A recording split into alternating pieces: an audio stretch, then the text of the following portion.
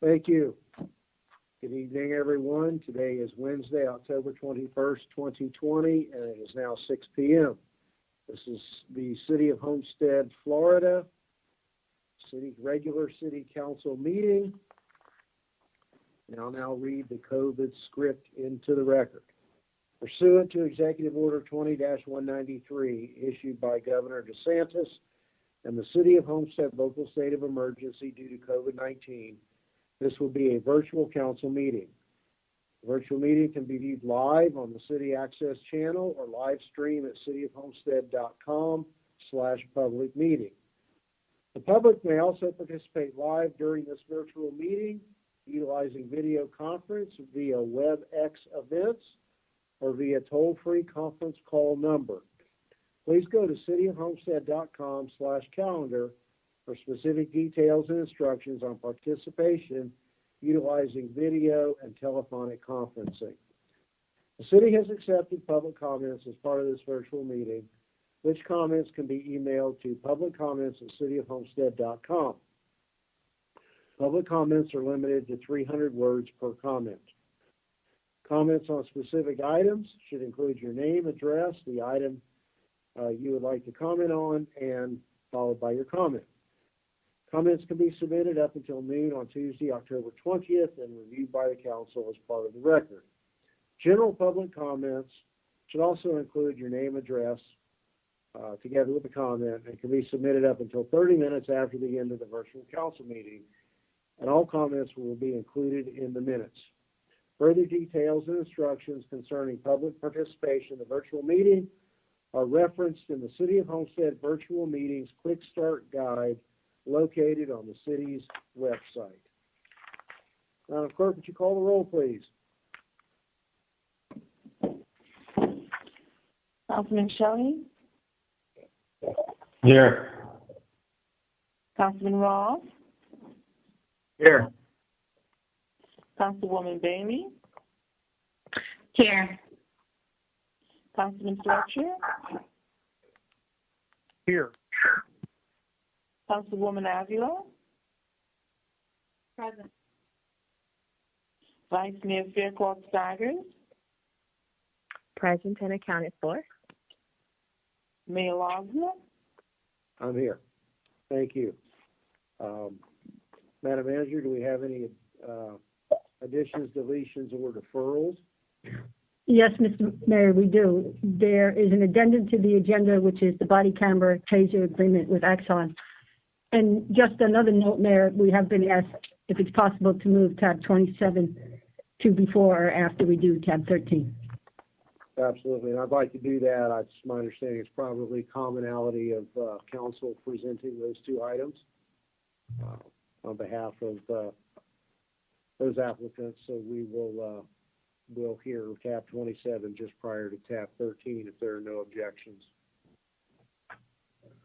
All right. Mr. Pearl, do we need to have a motion to add addendum 1 to the agenda before we go forward?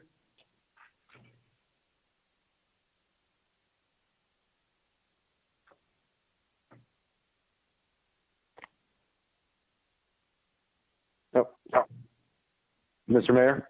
Yes, Mr. Pearl. I'm sorry, couldn't get off of mute. Yes, if I could have a motion, and we'll hear that first, if that's okay with everybody. All right. So do we have a motion to add addendum 1, car number 3028, to the agenda tonight? I'll move it. Moved by Councilwoman Bailey. Do we have a second?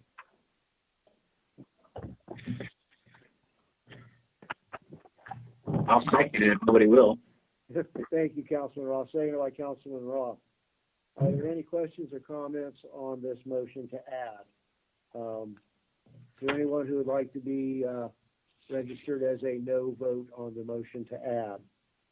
None appearing, motion carries unanimously. All right, so Mr. Pearl, you want to read this item by title first? This is a resolution of the City Council of the City of Homestead, Florida, authorizing the city manager to enter into an agreement for the purchase of certain police equipment, including tasers, body-worn cameras, and related software and data storage services, providing for an exemption from competitive bidding, providing for implementation, and providing for an effective date.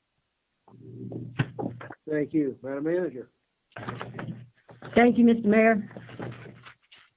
At the September 30th, 2020 budget workshop, Council directed staff to move forward on finalizing a contract with Axon Enterprise, Inc. for the implementation of a body camera program. This authorization was contingent upon a first-year payment of 8%, then 23% a year for the remaining 4 years, and a no-cost cancellation clause if the agreement were to be canceled after the first year. Axon has since provided the city with 2 contract options for the body camera taser program, and advised us that a no-cost cancellation clause would be allowed with a 20% payment in year 1 and not with an 8% payment in year 1. While staff was disappointed at the change in terms, staff is now recommending moving forward with option 1. I'll explain both option 1 and option 2 as outlined in the memorandum attached to this core item. Option 1, the one that staff is recommending, is a 5-year agreement providing for 113 body cameras and 113 tasers with all associated hardware, software, and accessories. Payment structure is laid out in a deferred payment plan that would allow the city to pay only 8%, totaling $114,371 the first year, and 23%, totaling $328,818 in years 2 through 5. Should the city terminate after the first year, we would owe Axon $304,484. If we cancel after year 2, we would owe $228,363.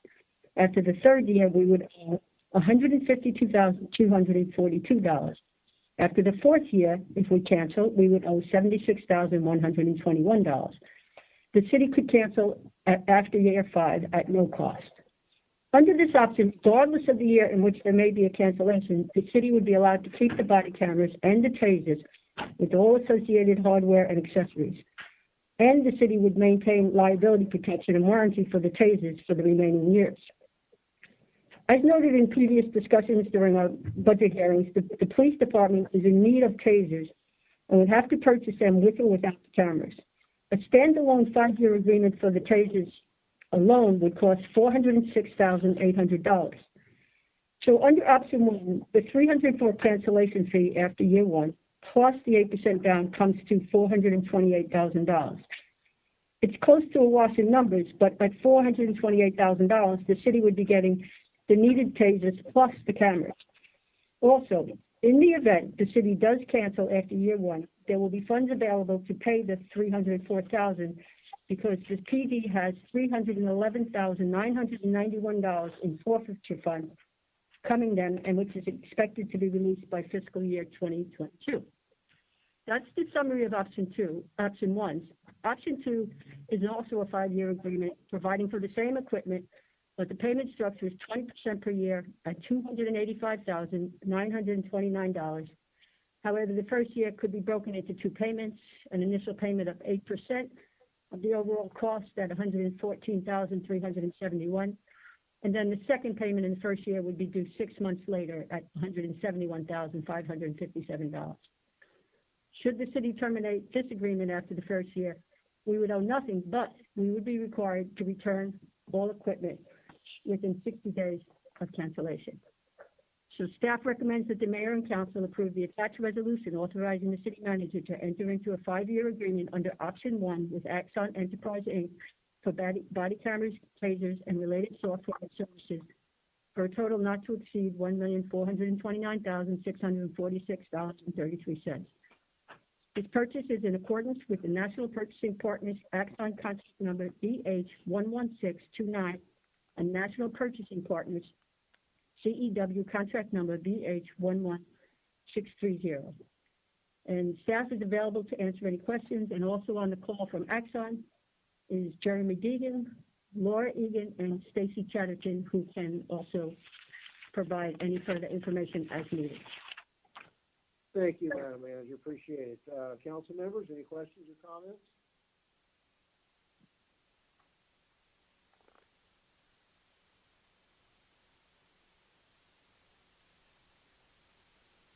well, let me ask, and this is a question that occurred to me while we were going through the options. Let's say hypothetically that we choose option one and the agreement is terminated, and we retain the equipment, but are the cameras really of any use to us? Is it correct that we lose the storage and the warranty and those other benefits and support systems that go with the camera system if we were to terminate? Basically, we just got cameras, but no backup, no storage. Is that generally accurate? Mayor, I'll refer to Captain John and also to Axon to answer that question. With respect to the cameras, because the TASER program, we would have the associated needed requirements, but Sure. I'll let them answer with respect to the cameras. Thank you. Hey, Mayor, and thank you, Kate. You got it right on that. You guys would still have the hardware for the body cameras. You wouldn't have the evidence management software, but you'd have everything needed to run 5 years of the TASER program. Okay. Very good. Just wanted, some clarity on that. It's not as if, the cameras would be of any real value to us, but I guess, as was explained by the manager, the real value would be the retention of the tasers. Not that I think that any one of us have any expectation, but of being in that termination position at any time in the future. But it's something that we talked about last month, and we're prepared to go forward with that. So thank you. Appreciate that. Are there any further questions or comments from council? Well, I'll open the public hearing to public comment, and if you're logged on your computer and would like to speak on an item, click the raise your hand option to be acknowledged, and then if you're acknowledged, please provide your name and address for the record. If you're on by telephone, please press *3 to raise your hand to be acknowledged, and then, of course, provide your name and address for the record, and then again press *3 to lower your hand for acknowledgement. So to our IT department, are there any persons online or by telephone wishing to speak at this time? Seeing none, Mayor. All right. Very good. Well, then we'll close the public hearing, and I'll entertain a motion for approval of this matter, agenda amendment number 1, which is the entry into a contract for the body camera and TASER hardware and software systems. Move it. Moved by the Vice Mayor. Second. Seconded by Councilwoman Bailey. Is there anything further? Mr. Mayor, I just want to clarify, this is for option 1, correct? Option As recommended by staff? Is that correct, Vice Mayor? That is correct, Mayor. Okay, thank you. Now, we've got it on the record for our attorneys. Thank you. All right. Nothing further if there's nothing further from council, then, Madam Clerk, let's have a roll call vote on this one. Councilman Fletcher? Yes. Councilwoman Avila? Yes. Councilwoman Bailey? Yes. Councilman Shelley? Yes. Councilman Ross? Yes. Vice Mayor Fairclough-Staggers? Yes. Mayor Losner? Yes. The motion carries. Thank you. Do we have an estimated date for the system to be on the streets, Madam Manager? Chuck and Dijon, can you provide an estimated date for that?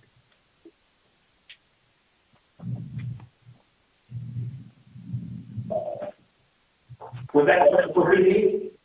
To be on the streets, have that equipment out on the streets. We're shooting for January 1st. Good, thank you. We appreciate that aggressive time frame. Yes, sir. And, thank you to council and staff. Thank you again. Appreciate it. All right, Madam Manager, you've got a presentation under tab 1. Yes, Mr. Mayor, this is, as you may recall, when we awarded the contract or recommended award for the contract at the last CAL, you asked that we could put together a little presentation to remind everybody what was approved by the previous council with regard to the design of LOSNER Park. So we'll turn this over briefly to IT to go through the slides, and then we are available to answer any questions. Thank you.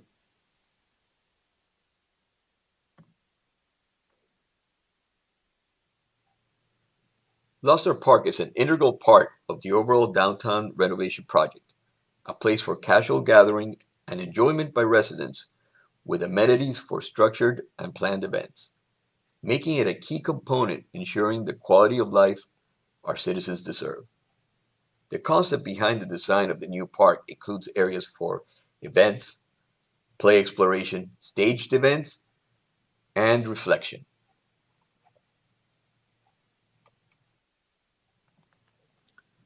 An aerial view of the park highlights the many features to be enjoyed, including hammock gardens, small event lawn area, performance stage, great lawn area for stage events, lush gardens, playground areas, dining areas, and a veterans memorial. The park also includes areas for an interactive fountain and a restaurant to be added in a future phase.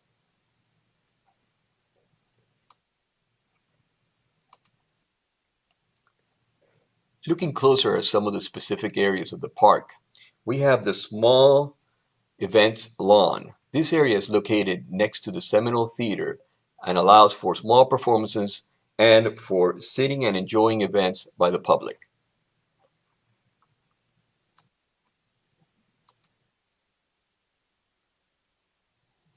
The center of the park includes a performance stage with a great lawn area for accommodating large events and stage performances for the public to enjoy. The area will be bounded by hardscape and landscape features to enhance the experience. The landscape throughout the park will consist of native species and water-conserving plants to highlight the environment surrounding the city. The park will also include an area for quiet reflection, set away from more active zones. This area will include a veterans memorial consisting of a memorial wall with engraved names of veterans connected to the city.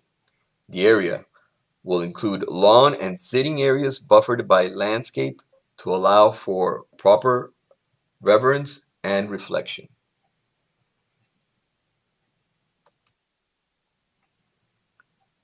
The playground area will include multiple interactive zones and equipment geared towards different age groups. These include climbing structures, slides, and swings, all over safe, rubberized flooring. Future phases of the project will include a water feature with programmable shows, coordinating arcing jets with music. The fountain design will provide for an immersive experience for the public to enjoy.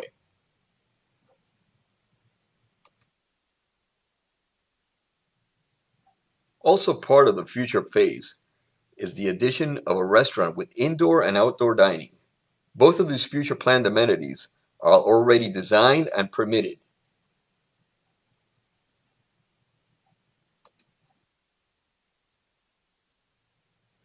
Thank you for your time, and we look forward to making this important project a reality. That concludes the presentation, and we're available to answer any questions. So how quickly can we have a groundbreaking? How about tomorrow? Probably be rained out. All right. Give us a week. Actually, relatively quickly, Mayor, we can get something more precise on that, but we're ready to go. Do we know, is the Christmas tree still going to be there this year, or is that going to be moved over here to the City Hall Plaza for construction over there? Yeah, it likely will not be there this year because we'll start to mobilize there. Very good. Thank you. Council members? Mayor, you actually asked the questions I was wondering. When are we going to start? What is the timeline? So thank you so much for that. We're going to start rather quickly. Is that correct, Ms. McCaffrey? Yes, yes. We'll get a more definite date for you, but yes, we expect to start very quickly because these plans are complete and, for the most part, permanent. And how long will it take? The time frame is approximately 12 months. Okay, got it. Thank you. Yeah, not to compare it to a notorious road project. I'm all for starting quickly, but let's make sure we keep it moving quickly as well. We don't need that construction eyesore going on forever. Yeah, and we'll have, thankfully, more control over this one. Absolutely so. Thank you. Appreciate it. Okay. Next, tab 2, consent agenda. Do we have a motion to approve the consent agenda? Move it. Moved by Councilman Roth. Second. Was that a second from Councilman Fletcher?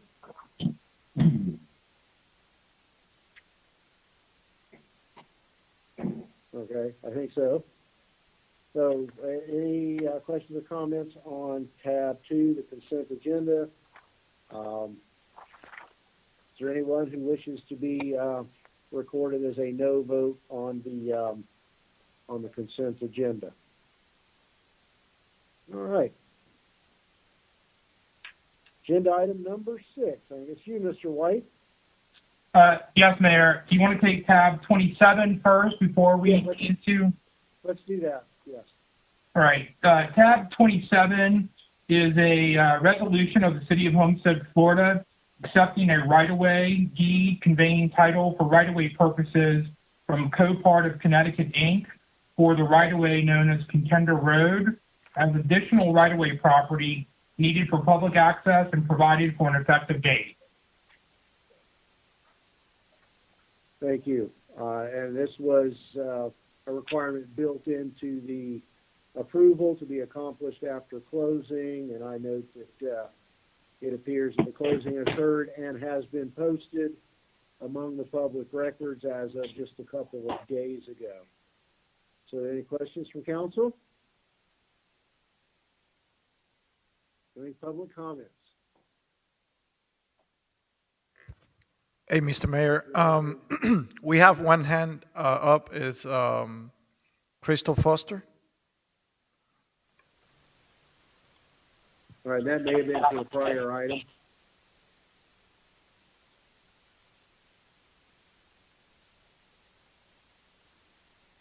Did you let her in? And next we have Tracy Slavin. Right, I was going to get her next. Good evening, Ms. Slavens. On behalf of this item. Good evening, everyone. Yes, hi, Mr. Mayor. It's nice to see all of you again. I wanted to let you know, but Mayor, you beat me to it. COPART closed on the property on October 9th. They have proffered the deed in accordance with our agreement from the zoning proceedings, and I am here to answer any questions you guys may have. Thank you. Council? It's probably the easiest land use item to have tonight. One of the easiest. Thank you, Ms. Slavens. Do we have a motion to accept this right-of-way deed? Move it. Moved by Councilman Ross, seconded by Councilman Fletcher. Does anyone wish to be recorded as a no vote on this matter? None appearing, then it's unanimously approved. Thank you. Thank you, Ms. Slavin. Thank you. Have a nice evening. Thank you. So, Mr. White, back to the quasi-judicial. Yes, Mr. Mayor. This is the quasi-judicial section of the agenda. Please be advised that the following items on the agenda are quasi-judicial in nature. If you wish to comment upon any of these items, please indicate the item number you would like to address when the announcement regarding the quasi-judicial item is made. An opportunity for persons to speak on each item will be made available after the applicant and staff have made their presentations on each item. Swearing in, all testimony, including public testimony and evidence, will be made under oath or affirmation. Additionally, each person who gives testimony may be subject to cross-examination. If you do not wish to either be cross-examined or sworn, your testimony will be given its due weight. The general public will not be permitted to cross-examine witnesses, but the public may request the counsel to ask questions of staff or witnesses on their behalf. The full agenda packet on each item is hereby entered into the record. Persons representing organizations must present evidence of their authority to speak for the organization. Further details of the quasi-judicial procedures may be obtained from the clerk. In accordance with Code Section 2-591, any lobbyist must register before addressing the council on any of the following items.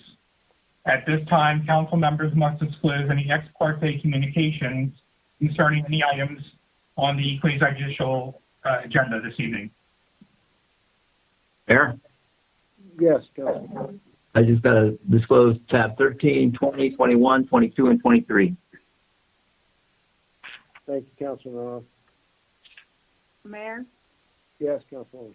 Yep, discussions for tab 13 through 18, 22, and 23. That's it. Thank you, Councilwoman. Mayor. Councilman Shelley. Yes, I also had discussions with the applicant on tabs 13, 21, 22, and 23. Thank you. Mayor.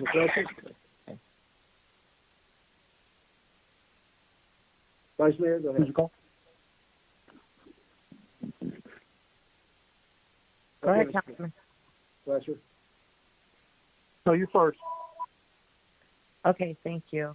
I had conversations with the applicants for tabs 14 and I believe it's 20 through 22. Thank you, Vice Mayor. Councilman Fletcher. Yes, sir. I've had conversations on tabs 13 through 18 and tabs 20 through 22. Thank you. Let's see, Mr. Roth, I think you've already weighed in. Councilwoman Bailey? Mayor, can you hear me? Yes, we can. I'm sorry, I'm having an issue with my mute button. It is not working well tonight. I have had conversations on 12, 13, and 18 through 22. Thank you. And I believe we already heard from Councilwoman Alvala, correct? That's correct, Mayor. Okay, and I'll disclose contact both, including first reading as well as the readings tonight where applicable on tabs 13 through 18 and 20 through 25. All right, Mr. White. All right, hearing ex parte disclosures, at this time I would ask the clerk to swear in any persons who wish to testify on the quasi-judicial items this evening. Please raise your right hand and repeat after me. I. Please state your name. Hereby swear or affirm. Hereby swear. That the information I present shall be the truth. The truth. And nothing but the truth. And nothing but the truth. Nothing but the truth. So help you God. I love you guys and everybody else. All right, Mayor. Moving forward, the first item for consideration this evening is tab 13. This is a second reading of an ordinance of the City of Homestead, Florida, approving the rezoning requested by Avocado Animal Hospital, LLC, of an approximately 0.29 acre parcel from restricted retail commercial B1 zoning district to retail commercial B2 zoning district for property located at 426 North Chrome Avenue, as legally described in Exhibit A, providing for conflicts, providing for severability, and providing for an effective date. This is second and final reading. Thank you, Mr. White. Is the applicant present? Counsel on behalf of the applicant? Yes, good evening. I'm present. Good evening, Mayor. Thank you. Just for the record, if you want to give us your name and address and recap Ms. Ivey? Yes. How are you? Vanessa Madrid with the offices of Holland and Knight at 701 Brickell Avenue. I'm here on behalf of the applicant, Avocado Animal Hospital, and my colleagues from my office are also with me today. I did prepare a presentation and submitted it to staff.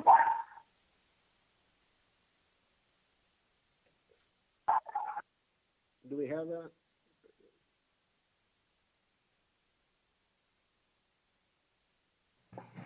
Good evening, Mayor, Vice Mayor, and Council members. Vanessa Madrid with the offices of Holland and Knight, located at 701 Brickell Avenue, Miami, Florida, and I'm here before you on behalf of Avocado Animal Hospital, LLC. Before I continue, I would like to incorporate by reference all of the testimony presented at the first reading into the record for this second reading of the application, and I would also like to reserve a few minutes for rebuttal. As you may recall, this is the property located at 426 North Chrome Avenue in the city's downtown area. This is a straightforward rezoning application from B1, Restricted Retail Commercial, to B2, Retail Commercial. The property has a land use designation of Downtown Mixed Use, DMU, on the city's future land use map,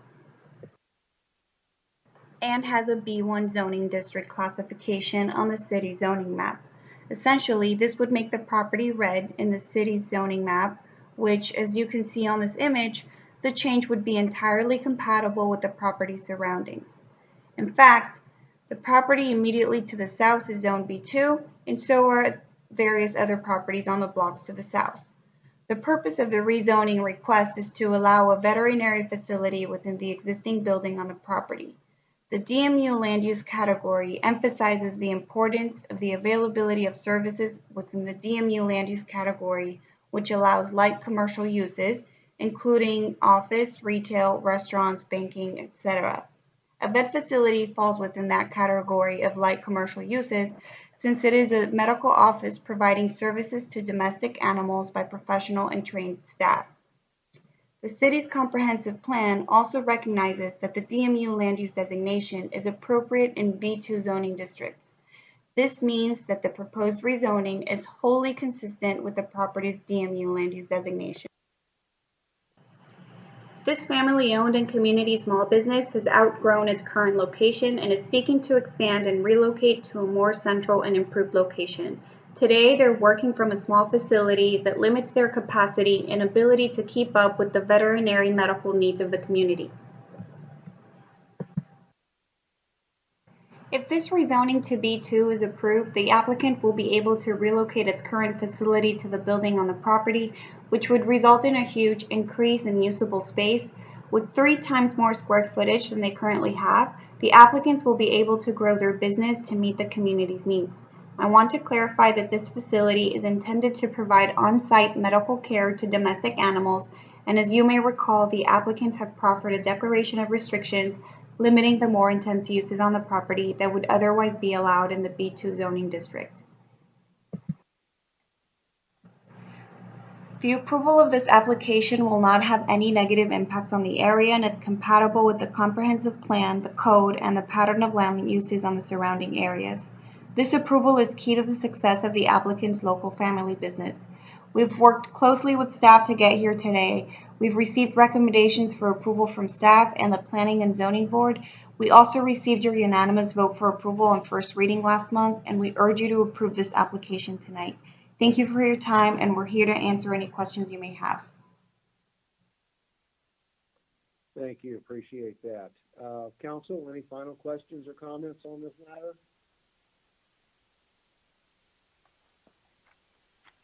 IT, is there anyone from the public wishing to speak on this matter?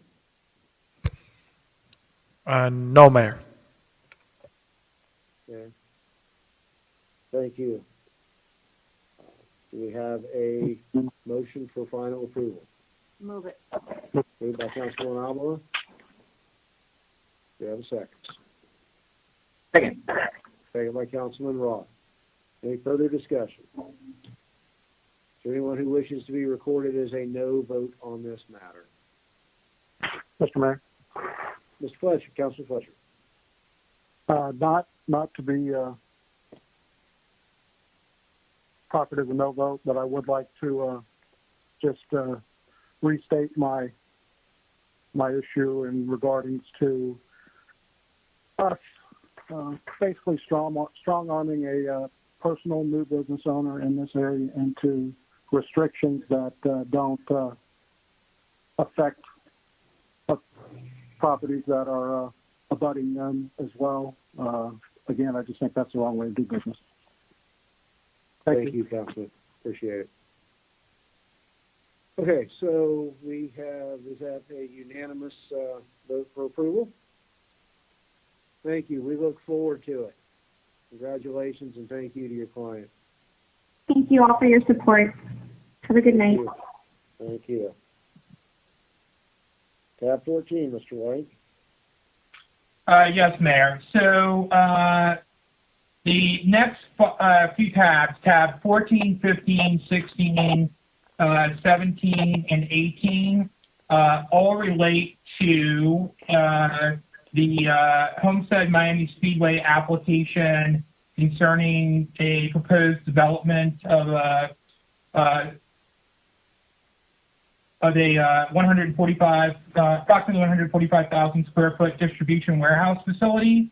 What we could do is I could introduce and read each one of these applications into the record. You could have a collective discussion, conversation, and then take a separate vote on each of these items if you'd like to proceed in that manner. Hey, any objections to that procedure from council? All right, let's do it that way, Mr. White. Please go ahead. All right, so tab 14 is the second reading of an ordinance of the City of Homestead, Florida, amending the development order for the Villages of Homestead Development of Regional Impact, providing for coverability, providing for conflicts, and providing for an effective date. Tab 15 is a resolution of the City of Homestead, Florida, approving the release of a unity of title between the city and Homestead Speedway for a property legally described in Exhibit A, providing for implementation and providing for an effective date. Tab 16 is a resolution of the City of Homestead, Florida, granting site plan approval requested by HOMESTEAD-MIAMI Speedway, LLC, for the development of an approximately 145,125 square foot distribution warehouse facility on 33.94 acre parcel of land within the Homestead Development of Regional Impact, generally located on the southwest corner intersection of Southwest 344th Street and Southwest 142nd Avenue, as legally described in Exhibit A, and providing for an effective date.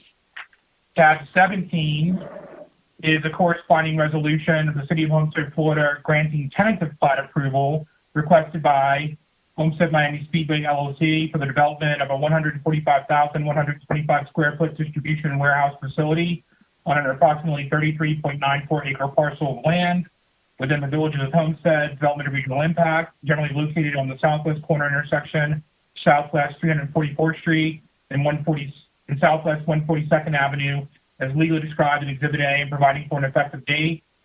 And tab 18 is the last application, corresponding application related to this project, which is a resolution of the City of Homestead, Florida, granting a variance request requested by HOMESTEAD-MIAMI Speedway, LLC, from Section 30-538, General District Regulations of the City Code of Ordinances, to develop a 145,125 square foot distribution warehouse facility without landscaping and planter strips for islands, where the city code requires parking aisles not to exceed 200 feet without a break in circulation and landscape treatment on an approximately 33.94 acre parcel of land located within the Development of Regional Impact, located on the southwest corner intersection of Southwest 344th Street and Southwest 142nd Avenue, as legally described in Exhibit A, and providing for an effective date.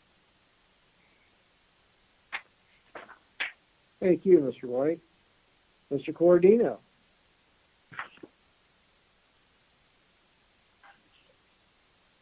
Or is this Ms. Lopez tonight? No, it's Joe Cordino. I'm sorry, I didn't hear it. So, Mayor and Council, the staff recommends you approve each of these applications on the way to processing this development. The issue here is that we have a multi-layered process to get a facility like this approved. The first thing we need to do is change the development order and the master plan, which we did in tab 14. At that point, we did some housekeeping, releasing the unity of title, and then we get to the meat of the application, which is really the site plan, in which the applicant is proposing the project as it is. That project is a significant warehouse facility of about 100,000 square feet that would be going on this facility. It provides for it fits in mostly with our code here. After that, we look at the tentative plat, which is a necessity on these. And the one thing that doesn't fit with the code, which is tab 18, is the request for a variance. The variance is very simple. We're recommending approval. It is to not cover the parking aisles with landscaping inside the facility. We're very sure that they will be able to buffer the facility on the outside with significant landscaping and buffering, so you won't be able to see in too much, and it will not be visual. So with that, we are recommending approval, and if there are any questions, we'll be happy to answer them. Thank you. Do we have counsel present for the applicant? Yes, we do. Hi, Heidi Davis with the law firm of Gunster, here tonight on behalf of Homestead-MIAMI Speedway. Thank you for the opportunity to present this project to you all. We do have a PowerPoint presentation that should be geared up. The PowerPoint presentation covers tabs 14, 16, 17, and 18, and tab 15 is just the cleanup for the unity of title. So I just wanted to clarify that. Thank you. And we'll come back after with questions. Good evening, Mayor and Council. My name is Heidi Davis, and I'm an attorney with the law firm of Gunster, here tonight alongside Gabriel Nieto of Rasco Clock and attorney George Luis Lopez on behalf of Homestead-MIAMI Speedway, LLC. We came before you a couple weeks ago to present on first reading a request for a master plan amendment to amend the Villages of Homestead Development of Regional Impacts Master Plan. And we are back tonight to present the additional applications to bring an exciting new project to the City of Homestead, and one that will bring hundreds of jobs and economic vitality to the city.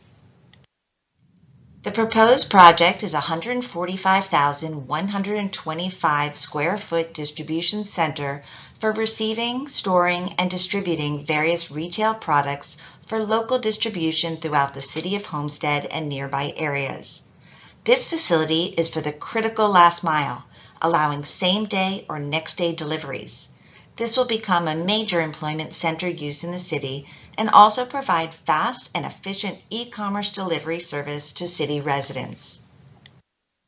The project is proposed to be located on an underutilized outparcel of property owned by the Speedway, currently used for overflow parking and as an RV campground during race events. The parcel is 33.94 acres and is located south of Palm Avenue, just southwest of the Speedway. The property lies within Sector 18 of the Villages of Homestead DRI. The project requires 4 applications that we are presenting this evening. The first is the second reading of the Master Plan Amendment to amend the Villages of Homestead DRI's Master Plan to create a new motorsport mixed industrial category, allowing the flexible development of motorsports or light industrial uses. The second is a minor variance to eliminate landscape islands in a high-impact van parking area on part of our site, which is necessary to accommodate the logistics needs of our distribution facility. The third is the site plan to process the 145,125 square foot distribution facility. And the last is a tentative plat for the 33.94 acre parcel. As we stated at first reading, the NOPC application amends the Villages of Homestead DRI to allow some of the already approved industrial square footage to be developed on the 33.94 acre property. The amendment creates a new motorsport mixed industrial classification that allows 180,000 square feet of the 3.1 million square feet of industrial capacity in the DRI on this site. There will be no change in density or intensity of any use, and new motorsport mixed industrial guidelines and criteria have been developed for this new category. This is the present DRI map and the proposed change. The light green areas show the current location of the motorsports uses, and the gray area shows the current industrial area. The new checkered blue area is the motorsport mixed industrial area, which allows this site to develop motorsports or industrial uses consistent with the vested limits in the DRI. This slide shows the legislative change to the DRI order. We are asking the city to adopt the change to the DRI Development Order Ordinance to allow for more flexible development of light industrial uses in motorsports areas subject to the DRI-wide limitations on industrial use. The proposed use for this parcel under the DRI change allows motorsports or industrial uses individually or in combination.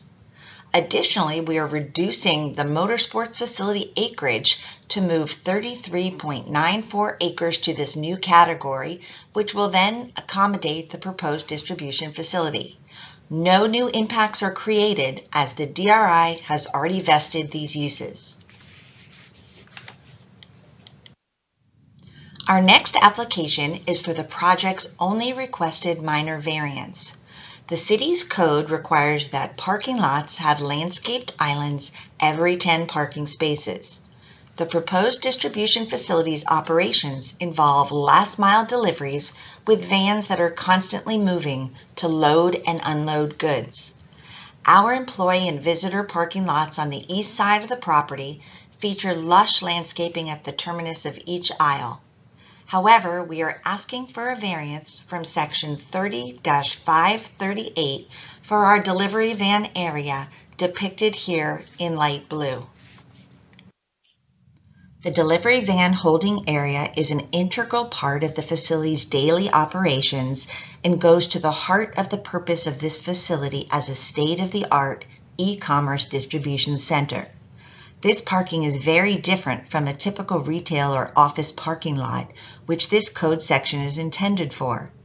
In order for our logistics operations to be successful, the delivery vans will need to quickly and constantly cycle through this designated area, which will be separate from our employee and visitor parking. Having landscape islands every 10 parking spaces in this area creates a driving impediment and operational hardship, as routine contact between the vans and the landscape elements will result in constant damage to both. These unique facts and features satisfy the code's variance criteria. In further support of the variance, we want to point out that the special conditions and circumstances which affect the property include these special uses and operations which are peculiar to this property. Requiring landscaping islands in the van parking area creates an operational hardship and constant maintenance problems. Most other property owners do not have these larger vans and larger parking spaces in parking lots, and therefore this property is unique.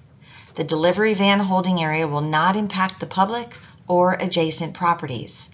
The variance will be limited to the area on our site where the delivery vans will operate.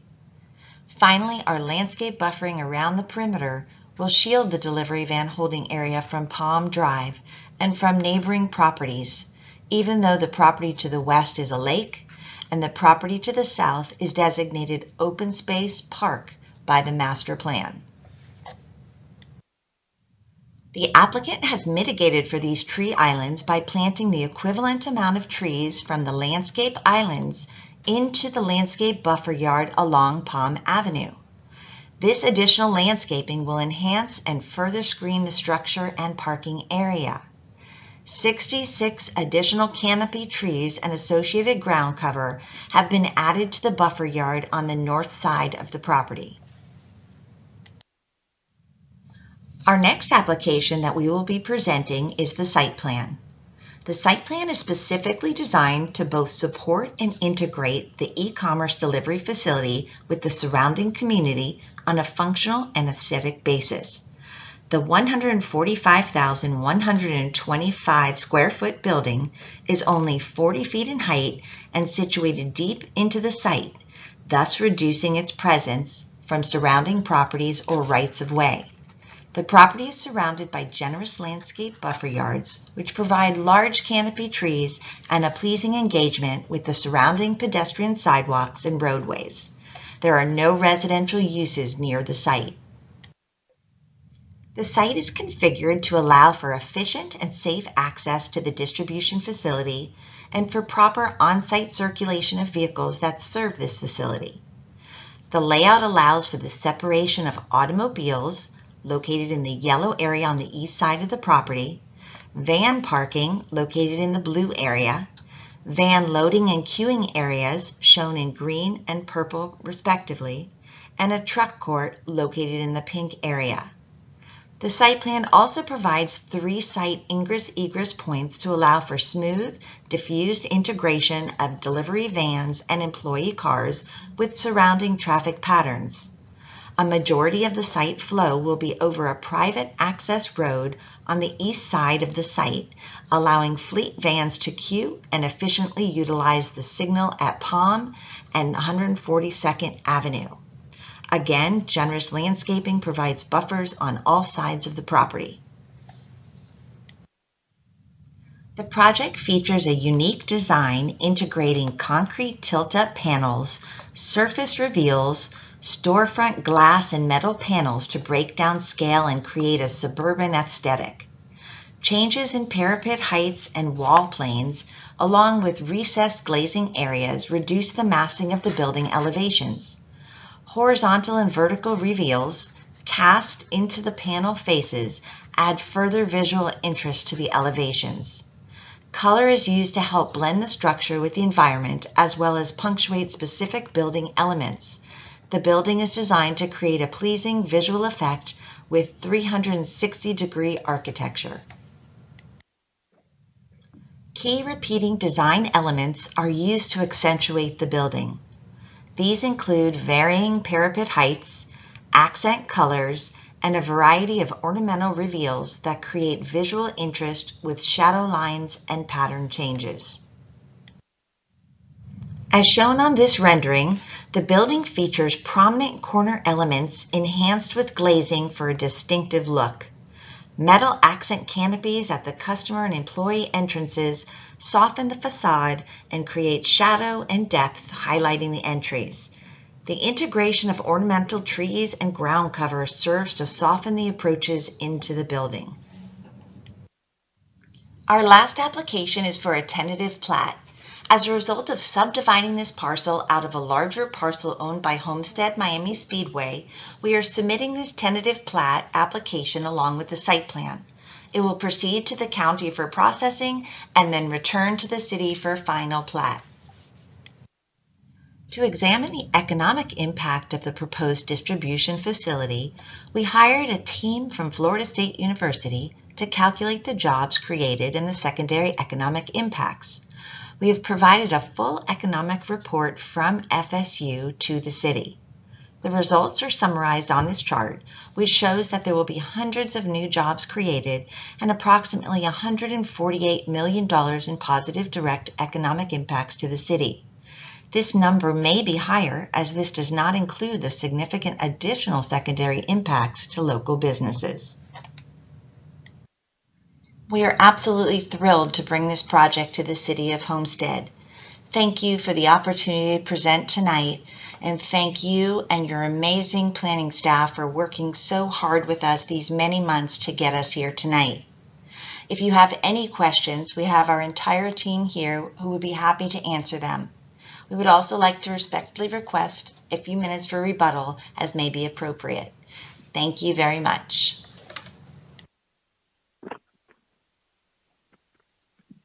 Thank you. Appreciate it.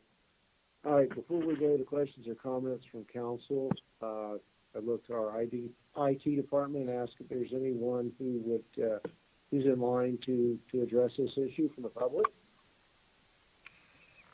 No, Mr. Mayor. Thank you. Council members, I'll open these various matters up to questions or comments from council. Councilman Fletcher? Yeah, thank you, Mr. Mayor.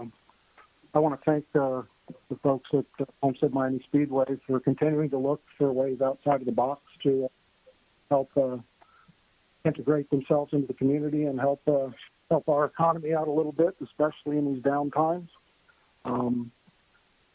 I do have one question in regards to the city-owned property on the southeast corner. Is that going to remain under the current zoning designation? If we'd like to change that in the future, we'll have to go through this process. It's about 3.5 acres, I believe. Yeah, Councilman Fletcher, this is James. You are correct. Currently, if the city wants to modify or change it, it would have to go through the DRI amendment process to recategorize that property. But it's currently not included as part of the DRI master plan amendment that's being proposed this evening. It only includes the applicant's property. Okay, thank you, Mr. White. With that, Mr. Mayor, I'd move approval for the tabs as written. Thank you. Okay, we have a motion by Mr. Fletcher for approval. Let's go ahead and get a second and then continue any questions or comments that council may have. Mayor. All right. I believe that Councilwoman Avila was first to the button on that one, Mr. Roth. I heard her in the background. So we have a motion on the table for approval for tab 15 at this point. Any further questions or comments from council on tab 15?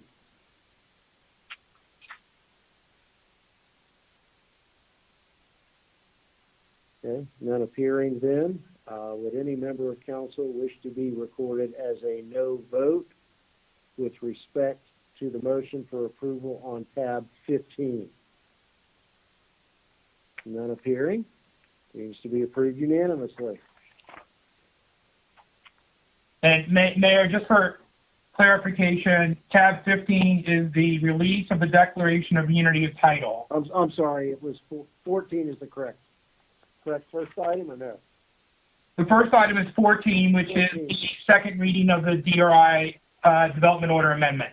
I'm sorry, I think that's what Mr. Fletcher intended, was the first item 14. So we'll clarify that the motion in the second was on amending the DRI, the master plan on tab 14. Is everyone clear on that? I misspoke. I was a page ahead of myself on the agenda. So that vote was with respect to tab 14. Is that correct, Mr. Fletcher? Yes, sir, that's correct. Thank you. So we move on to tab 15. We have a motion to approve. A motion by Councilman Fletcher.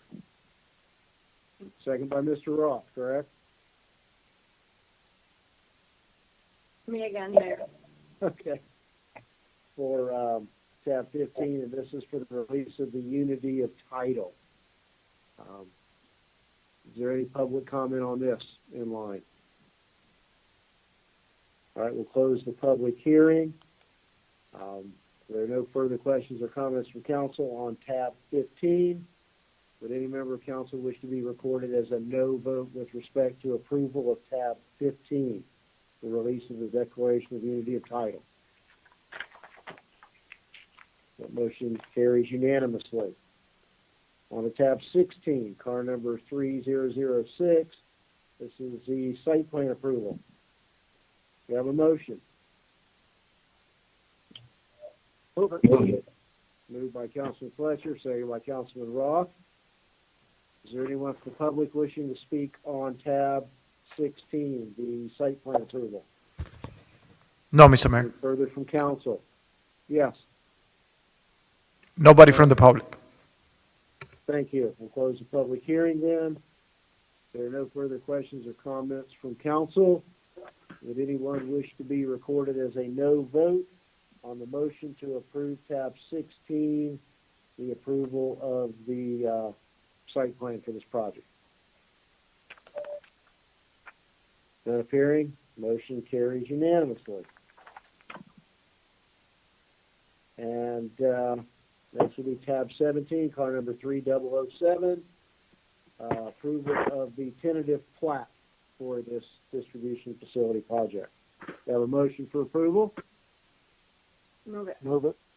Moved by Councilman Avila, seconded by Councilman Fletcher. Is there any member of the public in line? No public comments.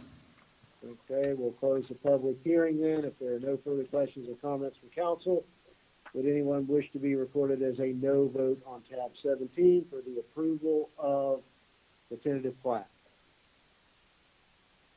None appearing, unanimously approved.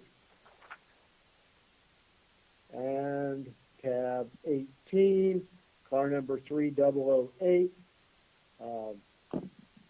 approval, request for a landscape variance for this project. We have a motion for approval. Move it. Move approval. Moved by Councilman Fletcher. Do we have a second? Move it. We have a motion and a second on tab 18 for the landscape variance. Is there anyone from the public wishing to speak? No public comments. Thank you. If there are no further questions or comments from council, would any member of council wish to be recorded as a no vote with respect to the landscape variance under tab 18? None appearing, unanimously approved.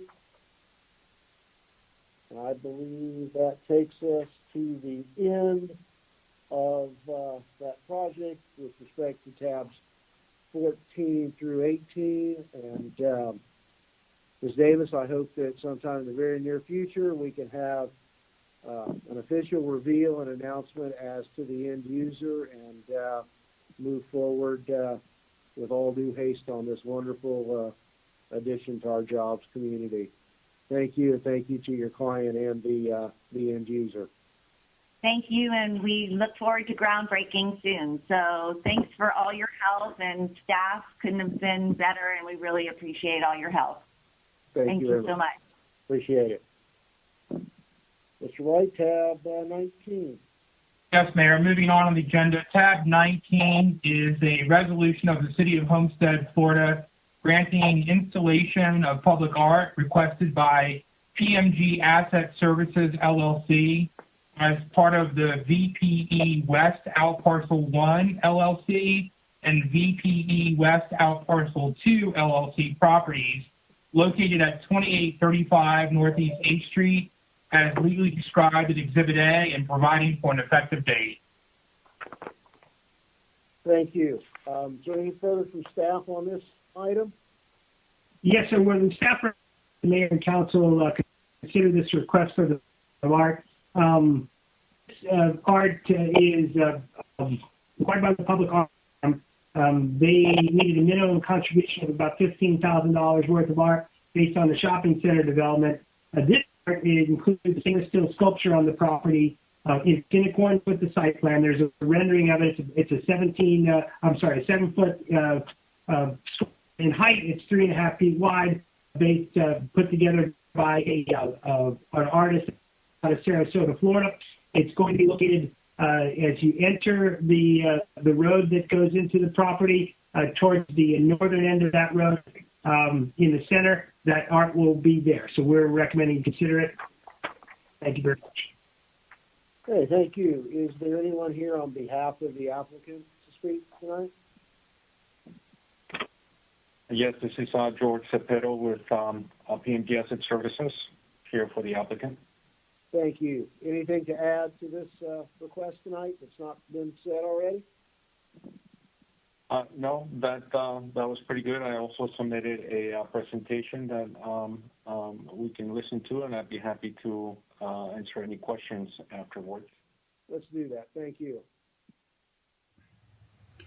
Good evening, City Council and staff. My name is George Cepero with PMG Asset Services, 4651 Sheridan Street, Suite 480, Hollywood, Florida, 33021.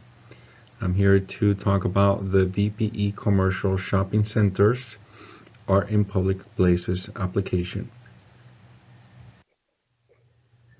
First, I'd like to talk about the location of the artwork, and in this slide, you can see the western side of Villa Portofino East Commercial. Campbell Drive's at the bottom. In yellow, you see the new project with the Outback on the left side and then multi-tenant retail building on the right.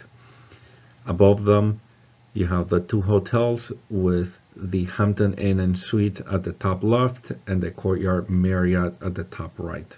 The right dot is right at the center of this interior network of roadways and offers the best location for this artwork to be viewed both from vehicles and by pedestrians. In this slide, we are highlighting the north-south access into the site from Campbell Drive, and as you can see, traffic will go right by the location of the artwork. Once you are into the site, if you wish to go to either the restaurant or the multi-tenant buildings, you will be coming by this artwork location. If you are going to the restaurant, you will be making a left at this intersection, driving right by the artwork. If you're coming out of the restaurant, you're making a right at this intersection, also stopping right there and able to see the artwork as you look both sides. If you go to the retail building to pick up food through the drive-through lanes, you would be coming in through the first right and around the building through the drive-through lanes, and you're coming out again in this intersection, and when you stop, you're in full viewership of this artwork. If instead you wish to go to the hotels through this access directly from Campbell Drive, you would be driving across the first intersection to the second intersection and right in front of the artwork. From this point, you can either go left or right, or you can keep going straight to the rear parking of the hotels. If you come in through the roundabout on the right side of this slide, and then you drive left or westward in front of the Marriott, you would be also driving in front of the artwork as you get to the Hampton Inn. In this slide, we can see a sketch by the artist of what the artwork will look like. The name given by the artist being Clockwork Arrival, and a narrative provided by the artist, which reads, "This figurative gesture entices the viewer into the space with a perception of fluid movement and welcoming invitation. My vision is about grace and elegance, and shall become a feature to complement the ambiance of the location, while inviting the observer into the space." By Vicki Randall. The sculpture will be made out of stainless steel, polished. It will be approximately plus or minus 7 feet tall. It will have stainless steel rods in different diameters, which will wrap around the main structure and continue much higher above it, giving the illusion of reaching for the sky. The photograph being shown here is of an existing work that is somewhat similar. It is being shown to show the finish of the steel and the elegance of the pieces for which Vicki Randall is known. If you have any questions on the artwork, I will be happy to address them after the conclusion of this presentation. Thank you. Thank you, Mr. Shapiro. Appreciate it. Council, any questions or comments? Mayor? Yes. Not necessarily about this specific, application or this specific artwork, just more of, a comment for future discussion or consideration as we, continue to have developments come through and propose art. One of the things, I know when this program really originally started, a lot of the developers were opting to deposit dollars into an account, which allowed us then to determine, combine those monies and do bigger projects somewhere in the city as a means of trying to, promote the art or come up with bigger projects. And somewhere along the way, a lot of the developers starting to do art on site, which made sense for some of these bigger developers. You've got the roundabout here that has the water fountain. You have some of the government projects that added more decorative, displays either inside the building or outside the building. But as we start talking about some of these smaller parcels that are coming online and paying into or participating in this program, it starts to get a little odd where you have these little small art things that just kind of pop up in the medians now of a parking lot related to it because it's required. And I don't know if that was necessarily the intention of this program or really what we maybe as policymakers want this program to be. So it's just something more of consideration. This happened to spur that concept in my mind as the first one coming through was really a smaller project of the piece of artwork versus, say, a larger project that was still doing a piece of artwork that's kind of in the parking lot of this restaurant. And so it was thinking of, as we go forward, as the art committee meets, maybe as we have further discussions, just keeping in mind that maybe we should contemplate, is this the type of products we're wanting, or would we prefer to encourage them to do something to their building inside, or potentially, deposit monies into an account that we can then utilize for bigger pieces of art somewhere in the city as maybe as a draw or as a well-known art piece somewhere in the city. So that was all just a comment, Mayor. Thank you. Thank you, Councilman Shelley. Council members? Mayor? Sure, Councilman. First of all, I apologize. I also had conversations on 23 through 25. I was doing some troubleshooting, and I missed that last part of my notes, so I just wanted to put that on the record. I agree with Councilman Shelley. I think that, obviously art is very personal. I would have liked to see somewhat of an elevation to show how it would look in the scheme of that area. I think that a lot of work went into the design and the concept. I really do like that. It looks very elegant. I like how it's central, and no matter which way you're driving in, you would see it. So I agree that that we should have some further discussions on how to go forward with some of the smaller developments that are coming up. But for this one, I think it would be a nice addition to that area. Thank you. Thank you. I just want to add one concern I had, and not really with respect to this, but some of those bigger picture issues similar to those raised by Councilman Shelley, is that I think, the intention was generally to have public art, either owned by the city or, and typically placed on public lands, rights of way or government squares, if you will. And in the agreement that's attached to this, I don't see any obligation as for a time frame for that art piece to stay there. Is any commentary on staff as to whether I'm missing something or what really the spirit and intent really was intended to be or what should be? Because again, I just don't see an obligation for it to be there. An egregious case would be it's put there, it gets the CO, it meets the requirement, and then could potentially be sold for another project or picked up and moved to another project in another jurisdiction. So that was the concern I had, if anyone on staff could address that concept. Mayor, this is James. I can answer that question. Pursuant to the ordinance, if an applicant chooses to place art on the site and that art's approved, then that art is required to be maintained in good and working order, not to create an attractive nuisance.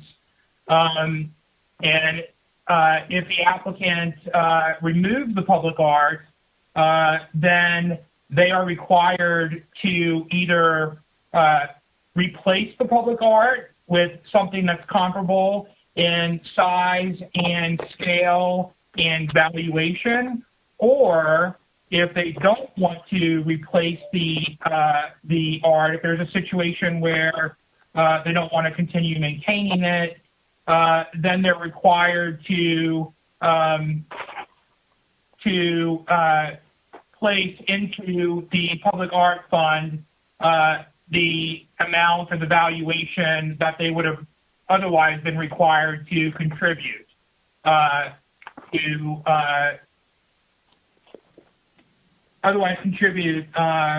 to make up for not having the public art on the site. So there is safeguards in the regulations with regards to continued maintenance of a particular piece of artwork, and what happens if that does not occur, the requirements that are placed on the applicant to place monies into the public art fund with regards to the fees that would have otherwise been required for them. Very good. Thank you, Mr. White. Appreciate that clarification. All right, so do we have a motion for approval? Move it. Moved by, is that Councilwoman Avila? Vice Mayor. Mayor, I'm sorry. You were kind of like you were back in a tunnel there. I couldn't tell you two apart sometime. Okay, so we have a motion for approval by the Vice Mayor. I'll second. A second by Councilwoman Bailey. There's nothing further from council. Is there anyone who wishes to be recorded as a no vote on this matter? Not appearing then, it passes unanimously. Thank you very much, Mayor and Council. Thank you. Look forward to it. Mr. White, you got tab 20? Yes, moving on, Mayor, to tab 20.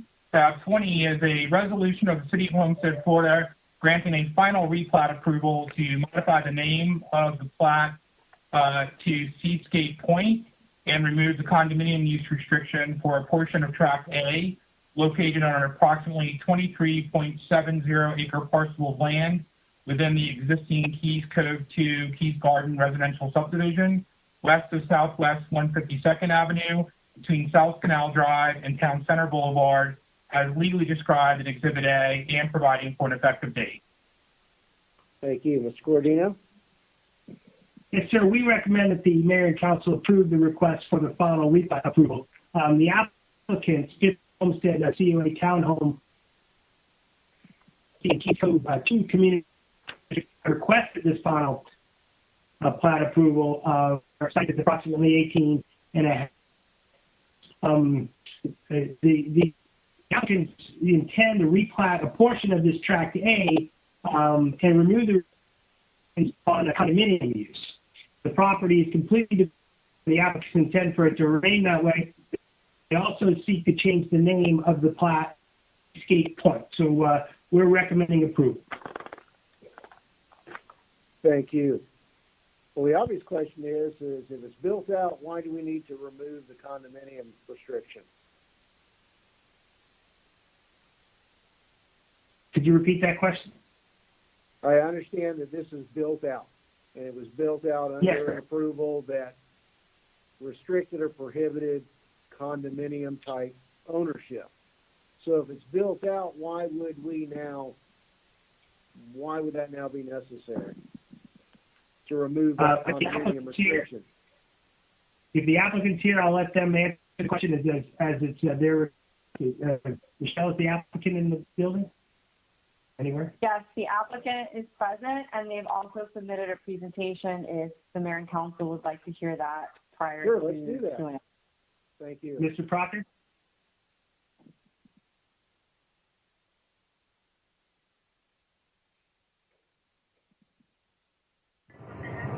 Good evening, Jerry Proctor, attorney, office at 9130 South Dataland Boulevard, representing the applicant on tab 20, the Seascape Point plat. The replat was prepared by police land surveyors. James Storms of police is here with me. This is a plat of 23.7 acres on a plat formerly known as Keys Garden.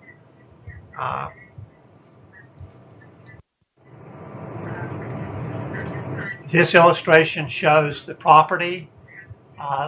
The approximate rectangular area surrounded by vacant property, a public street, and a lake in the center of the picture. The area excluding the vacant area in the northwest quadrant is the subject property. It is already developed with 292 apartment units. There is room and prior site plan approval for 14 additional units. This property was platted and obtained site plan approval in 2005. Characteristics of the area: this is an exclusively residential area. The north boundary of the property is South Canal Drive. The south boundary is 12th Court and then a lake that you see in the picture. The west boundary is also a lake or a series of lakes that separates the development from the residential community to the west, and to the east is vacant property. This illustration shows more clearly the boundaries of our 23.7 acres, excluding the northwest quadrant. The northwest quadrant is the subject of tab 21, which will follow on tonight's agenda. Our application's primary purpose is to allow for the continued use of apartment rental of the units on the property. The units are in a townhouse style. They have parking directly in front of the units, so they serve that benefit and that value which a lot of apartments do not provide.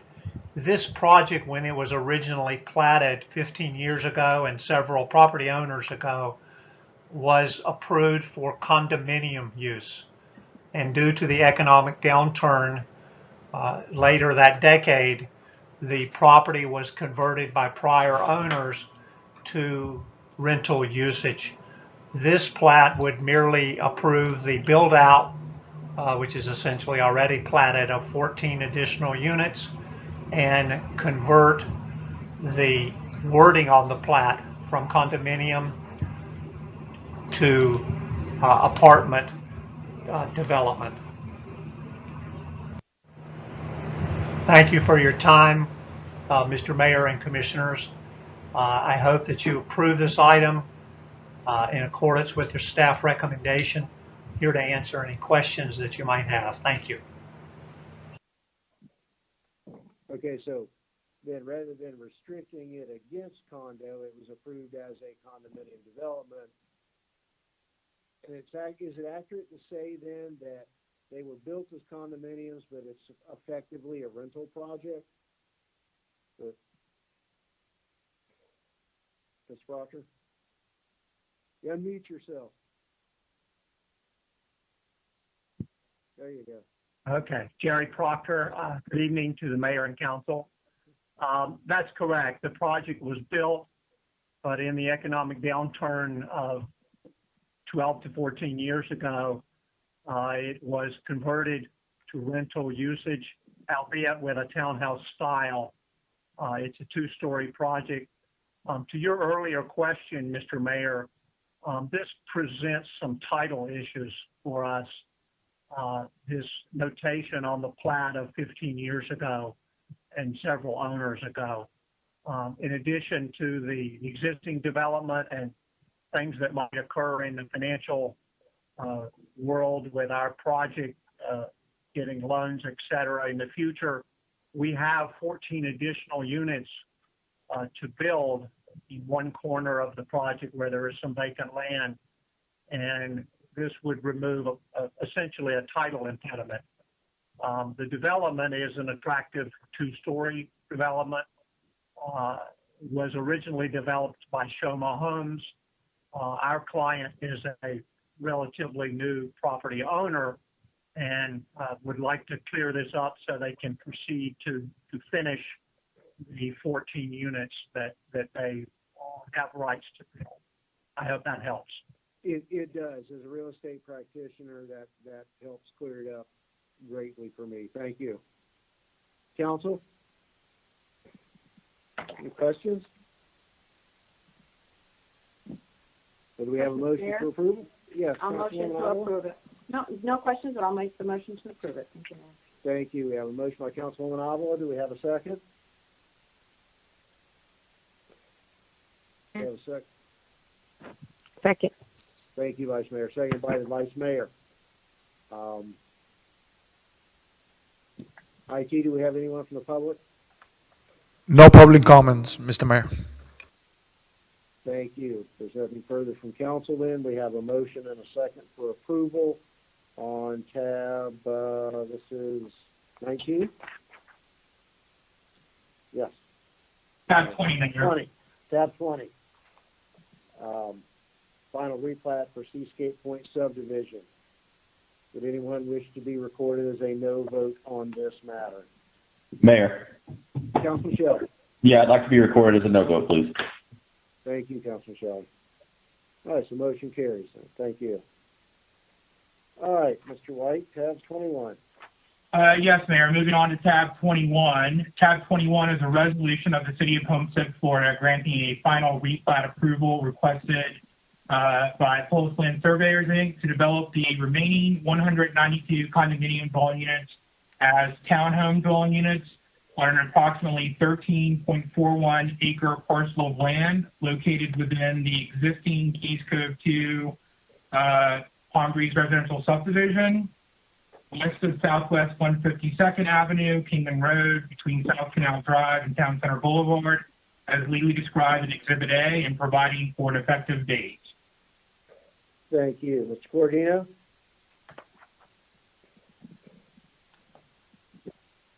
Mayor, I think Mr. Cordino had some connection issues, so if you don't mind, I will present this item. Staff recommends that the Mayor and Council approve the request for the final replat approval for approximately 37.1 acres generally located west of Southwest 152nd Avenue between South Canal Drive and Town Center Boulevard within the Keys Cove 2 residential subdivision. As you heard in the last presentation, this is the other plat that was part of the original Keys Cove 2 residential subdivision. The project has been purchased by D.R. Horton, and they have requested the final replat approval of the 37.1 acres. The subject property is zoned planned unit development and has a future land use map of planned recreational activity center. The applicant is here and ready to present, and they've also submitted a presentation for the Mayor and Council if you wish to view that. Yeah, let's go ahead and do that, and then we'll hear directly from counsel for the applicant. Thank you.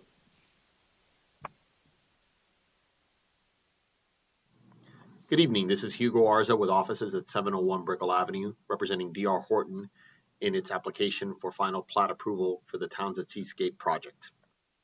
The Towns at Seascape project is the completion of the project formerly known as the Palm Breeze North project. About a year ago, this council approved very slight modifications to the previously approved site plan, which allowed D.R. Horton to complete that fractured community. Some of you may recall this was a project that was approved in the heyday back in the mid-2000s, and only a portion of the project was built, leaving a large portion of it unbuilt and unkept for many years. D.R. Horton came in, finished after the site plan approval has finished construction and moved forward with construction, and is now in a position to sell these units and have closings as early as next month. As many of you know, the plat process is generally an engineering survey-driven process by which your city engineers, all of whom have signed off on this final plat, confirm that in fact the plat does conform to both city and county regulations for subdividing the property, for platting the property. All of those approvals are in place here, and this final plat does faithfully and accurately reflect the revised site plan approval from last year. Section 2571 outlines the final plat procedure, and I will certainly not read through all of this, but basically it tells you that after, or allows the council, after receiving the plat, to approve it and then to go to the county for final recordation. Keep in mind that after recorded at the county and only until recorded at the county can you actually sell the homes. That's what creates the accurate legal descriptions in order to be able to sell the homes. And again, there are sales projected for next month, as early as next month on this property. And so time is of the essence to get this final plat approved this evening. Happy to answer any further questions that you have. We're also joined here today by the by the surveyor of the project. So let us know if you have any questions. Again, Hugo Arza, a pleasure to present before you, and we look forward to your approval this evening. Thank you. Thank you, Mr. Arza. Council, any questions, comments, concerns?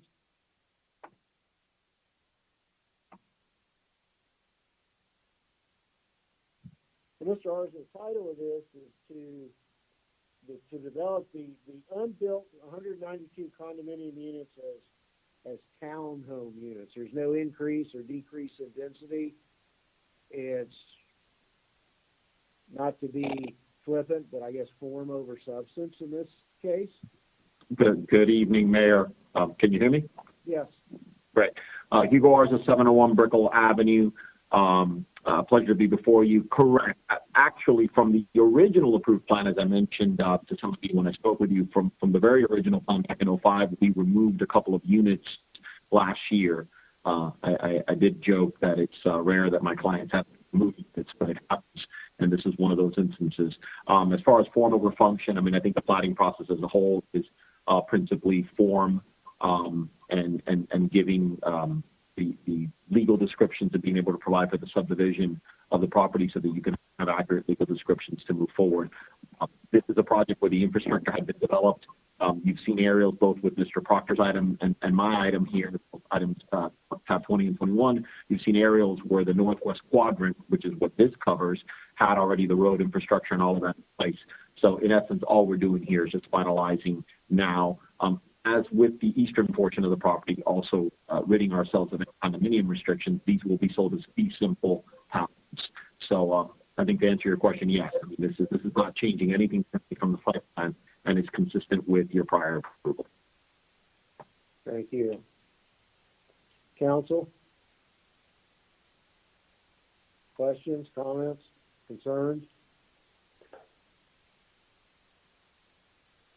I'd ask staff or the applicant or the manager. I know we've had some of these issues come up before.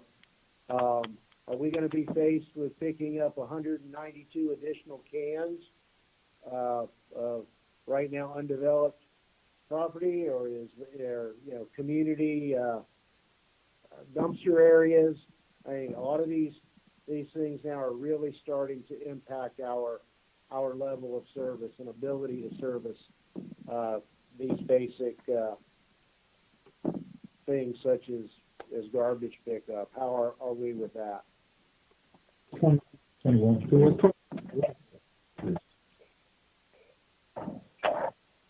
Mayor, I'm not sure right now. We would have to look at it and follow up with solid waste to see what the pickup will be and how it will be done. Okay. Well, I guess, Mr. Arza, are the all 192 about to be ready? They're not all about to be ready, and I'm confirming we do have dumpsters on the property. This will not be an instance of having to pick up individual cans. Correct. Yeah. So we do have dumpsters, so that should give you some comfort on that front. No, I don't know exactly. Unfortunately, given the setting we have, I don't have my client present in front of me, so I don't know exactly how many of the units will be ready right away. But you know, they don't ever come online all at the same time, as you can imagine. So it will take a little bit of time.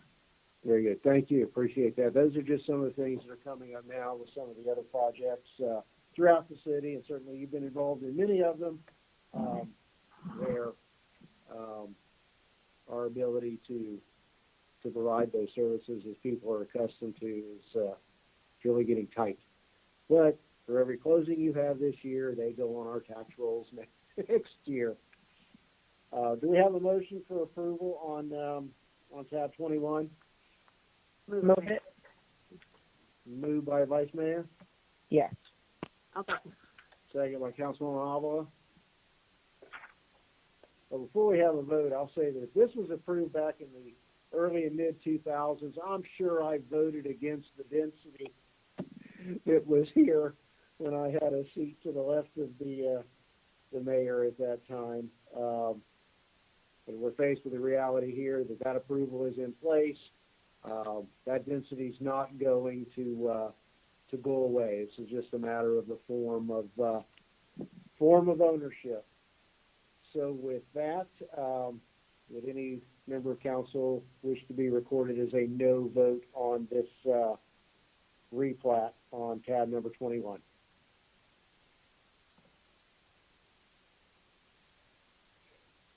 All right. So tab 21 is unanimously approved. Thank you, Mr. Arza. Thank you, sir. Okay, tab 22, Mr. White.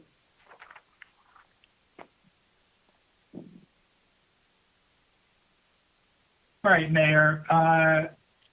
Tab 22, tab 23, and tab 24 are all related to a proposed new residential subdivision project. The applicant is seeking under tab 24, which is a legislative matter, a future land use map amendment. And that same parcel under tab 22, they're seeking a corresponding rezoning based upon a possible future land use map amendment. So what I would suggest that I can introduce each of these items. I think we should take tab 24 first, followed by your vote on tab 24 first, followed by tab 22 and 23. If you say no to tab 24, then by default, you'll have to say no to tab 22, because if you don't approve the future land use map amendment from low commercial to, from light commercial to residential use, then you will not be able to approve the rezoning to residential conversely. So if you're okay with that, I can introduce tab 24, tab 22, tab 23, and then you can have a collective conversation and discussion on those public hearings, and then take a vote separately on each item, starting with tab 24, followed by tab 22 and 23. All right. Council, are there any objections to having Mr. White proceed according to his proposal to take these three items together and in that order? All right, Mr. White, have at it. All right.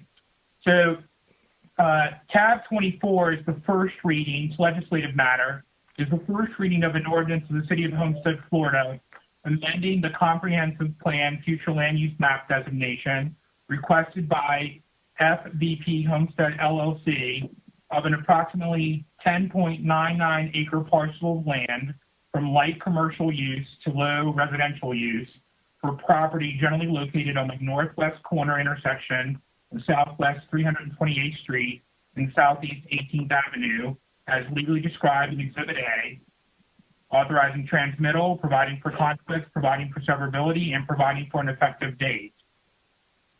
Corresponding application is tab 22, back under quasi-judicial.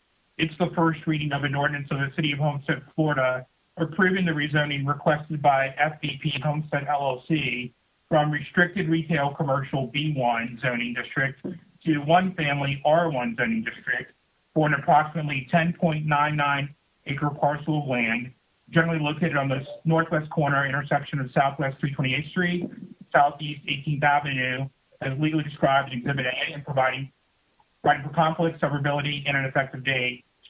And tab 23 is of course the corresponding application for the parcel located directly to the east of this, the previous parcel, and it is the first reading of an ordinance of the City of Homestead, Florida, approving the rezoning requested by FVP Homestead LLC from general use G zoning district to residential R2 zoning district for an approximately 10.94 acre parcel of land generally located on the northwest corner intersection of Southwest 328th Street, and Southeast 18th Avenue as legally described in Exhibit A, providing for conflict, severability, and providing for an effective date.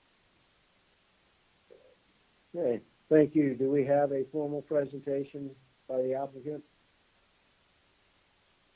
Or Mr. Cordino? We do, Mayor. Yeah, Mr. Cordino's back if you would like him to present. Yes, so we're recommending approval of each of these items. As the attorney said, what we have is our basically 4 parcels of land, but in 2 tracts, an eastern tract and a western tract, right? The comp plan amendment is for the eastern tract because it is a low commercial use right now. The applicant wants to turn it into low density residential from a comp planning perspective, and then they'll go back and do a rezoning to take it from commercial to residential. That's what the Chapter 22 is. The westernmost property is, they're not going for a comprehensive plan change there because it's already got a comprehensive plan of medium density residential. They intend to build single family homes on the entirety of the site. So they're only going to change the zoning from general to residential in tab 23. So the necessity is change the comp plan and the zoning on the easternmost site and just change the zoning on the westernmost site because it doesn't need a comp plan change because it already has residential. We are recommending approval for all of those, and they do support one another. Thank you. Well, I think we have a videotape presentation here. Good evening. Pedro Gasant of Holland at Night with offices at 701 Brickell Avenue. I'm joined virtually this evening by my colleagues Hugo Arza and Amanda Naljef, also of Holland at Night. We're also joined this evening by Carl Albertson, the Division Vice President of Land Acquisitions at D.R. Horton, Inc. And we're here this evening on behalf of D.R. Horton with respect to its request to develop 114 single-family homes at the northwest intersection of Southwest 162nd Avenue and Southwest 328th Street, immediately adjacent to the Tennessee Estates development. The requests that are before you today will allow for the development of single-family detached homes that are compatible and consistent with the area and will allow the redevelopment of property that has been vacant for over 12 years. There are 3 core points that I'm going to come back to again and again throughout this presentation. First, the development of the 114 detached single-family homes is compatible and consistent with the area.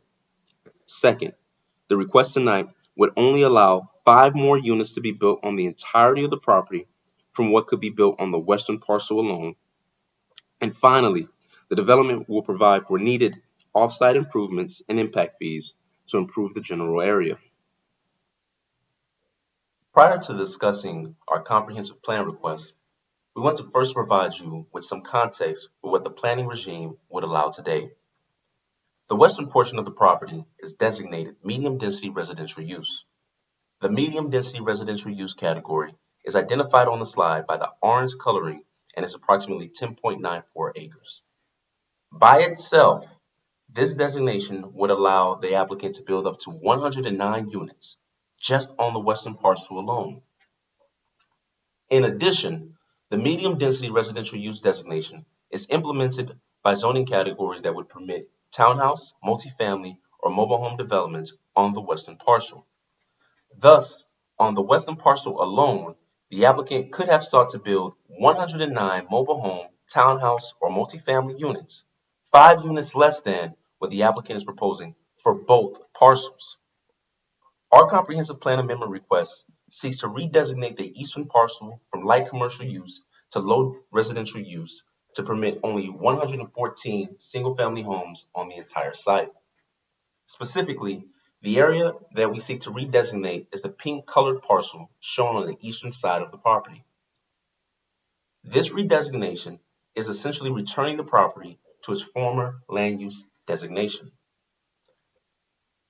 In the early 2000s, the property was designated low residential use, but was changed in the mid-2010s to allow for commercial development. At the time, the owners of the property believed that the property's location made it ideal for a commercial property, but over the last 12 years, although the owners have diligently sought commercial tenants, there has been no interest. Indeed, in similarly situated locations, there has been a demonstrated lack of interest from potential commercial tenants. For example, at South Audubon Drive and Southeast 12th Avenue, there is currently developed a commercial retail center that is surrounded by townhomes. This is the same type of development that could be developed under the current land use designations for the property. As you will see, the commercial center has several vacant storefronts, and a significant portion of the space is occupied by religiously affiliated entities and social service providers, not retail or for-profit personal service establishments.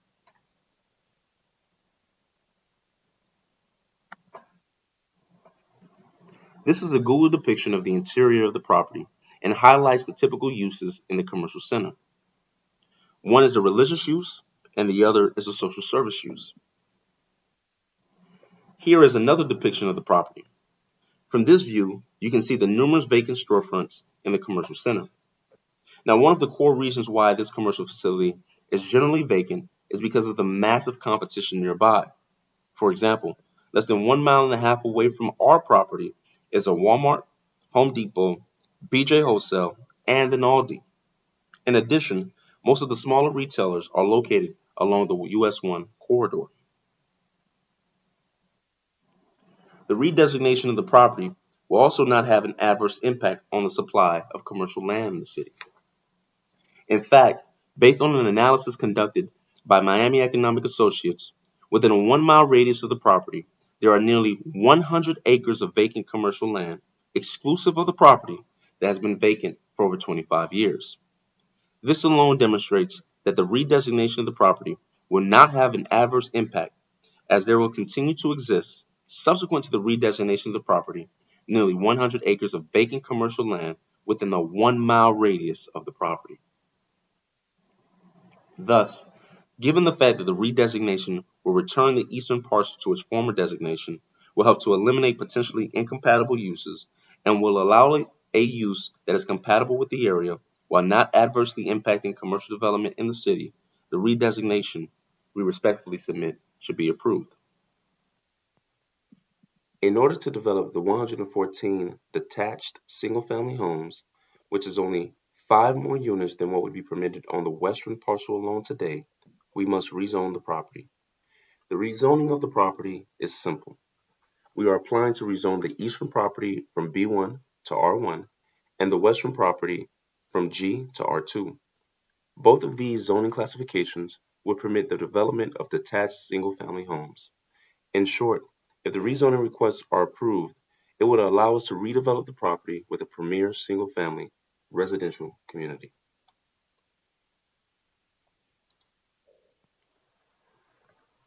Here is a conceptual plan of what would be consistent with the current land use plan today.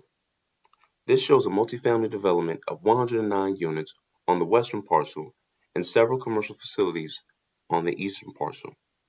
We will respectfully submit to you that what we are seeking to do today would be much more compatible with the nearby neighborhoods. Here's the site plan that the redesignation and rezoning of the property would allow us to present to you. And although the site plan is not currently before you this evening, we simply wanted to provide it to you so that you would be able to see that it is much more compatible with the nearby communities than what would currently be allowed pursuant to the land use plan today. These are all detached single-family homes and amount to only 114 homes on the entire property.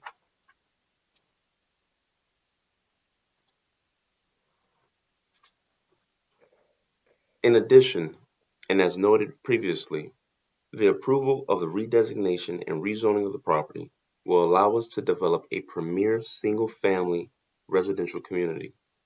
It is anticipated that the homes will have a base price range of $350,000 to $414,000.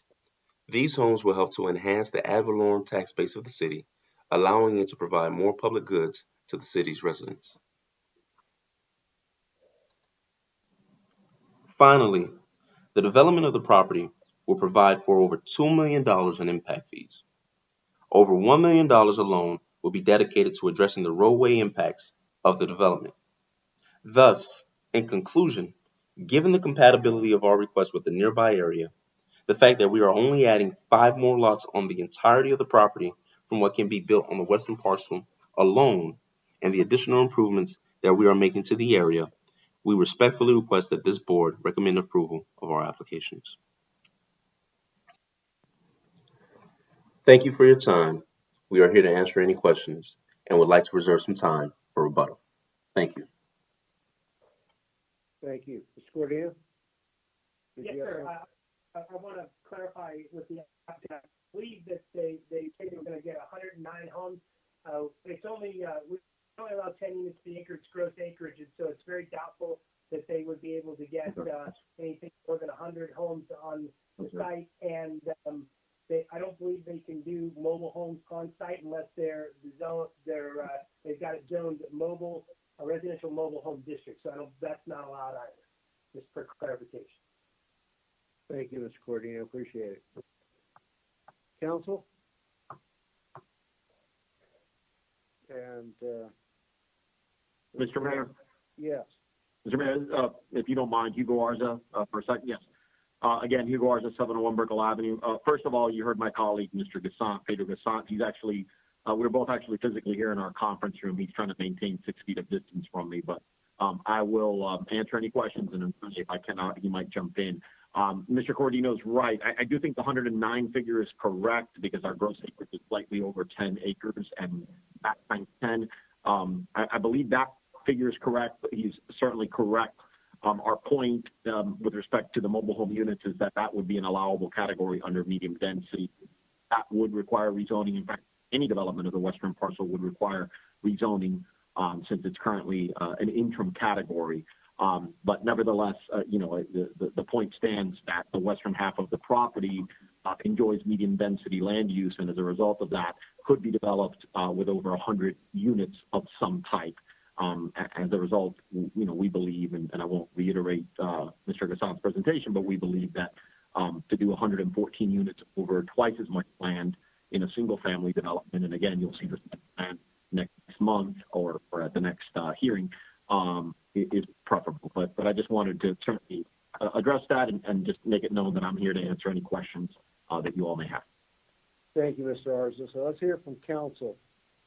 Mr. Mayor, James here. If I may interject for just a moment, for the record, I'd like to clarify that, yes, it is correct that the eastern portion property has a future land use designation of medium density residential, and it currently has a G zoning district, and they're entitled to a zoning district that's consistent with the medium density residential category, which may be implemented by a couple of different zoning districts. However, it's important to note that under medium density residential, it's up to 8 dwelling units per acre, and that's based on net, not gross. So I just wanted to make that clarification for the record. Thank you, Mr. White. You saved me from having to point out that great phrase, up to. So was your recommendation that we first address tab 24, because without that, the other couple of issues, or at least one of the other issues, are moot. Is that correct? That's correct, Mr. Mayor. I think you first need to wear your legislative hat in making a legislative determination, decide whether or not you all, as an elected body, want to change the future land use category on this corner parcel from commercial to residential, number one. And if that's yes, then you would entertain tab 22, which would be a rezoning, because they're entitled to if you move to approve the future land use category to a low density residential, then likewise you would grant the rezoning to R1 zoning consistent with that underlying future land use category. So I think that's step one, the first component part of this. And then tab 23 is the last component, we're not dealing with the future land use category. It's already designated medium density residential, but then as a quasi-judicial matter, you all can determine whether or not the proposed rezoning request to R2 is consistent with the surrounding area and is something that you all would be comfortable with. They're entitled to a rezoning. I think R2 is the R2, RTH, I think mobile home zoning. There's a couple of things that are more intense than the R2 with respect to a product type. Okay, thank you. Council? With respect to tab, well, if you want to have discussion on all three, but the first motion will be with respect to tab 24. Mayor, I have a question. Sure, Councilwoman. Thank you. Does, for Mr. Arza, does this project require a CDD, a community development district? Or would it be strictly association, homeowners association, or what? The project, good evening, Councilwoman. The project, we don't plan, DR Horton does not plan for CDD, a community development district. They would have an HOA, typically for non-gated communities such as this one. The HOA fees for a project of this size would likely be more, under $100, certainly no more than $100 a month. Thank you. Thank you, Councilwoman. Mr. Mayor. Councilman Fletcher. Yeah, so I've thought about this a lot and had some discussions with some of the residents in that general area. And, you know, tending to drive through that area on a routine basis, I think the proposed use is much better than the commercial aspect of that particular area. We do have the commercial use on the southeast corner, which is the Walgreens, which has, you know, performed very well in the community, and I think it's become a cornerstone of the community. But I believe adding that additional commercial space on the other corner, or the northwest corner there, would tend to cause additional delays. You know, with the school zone that's also in the area, you know, the folks that live there really would like to see a residential component.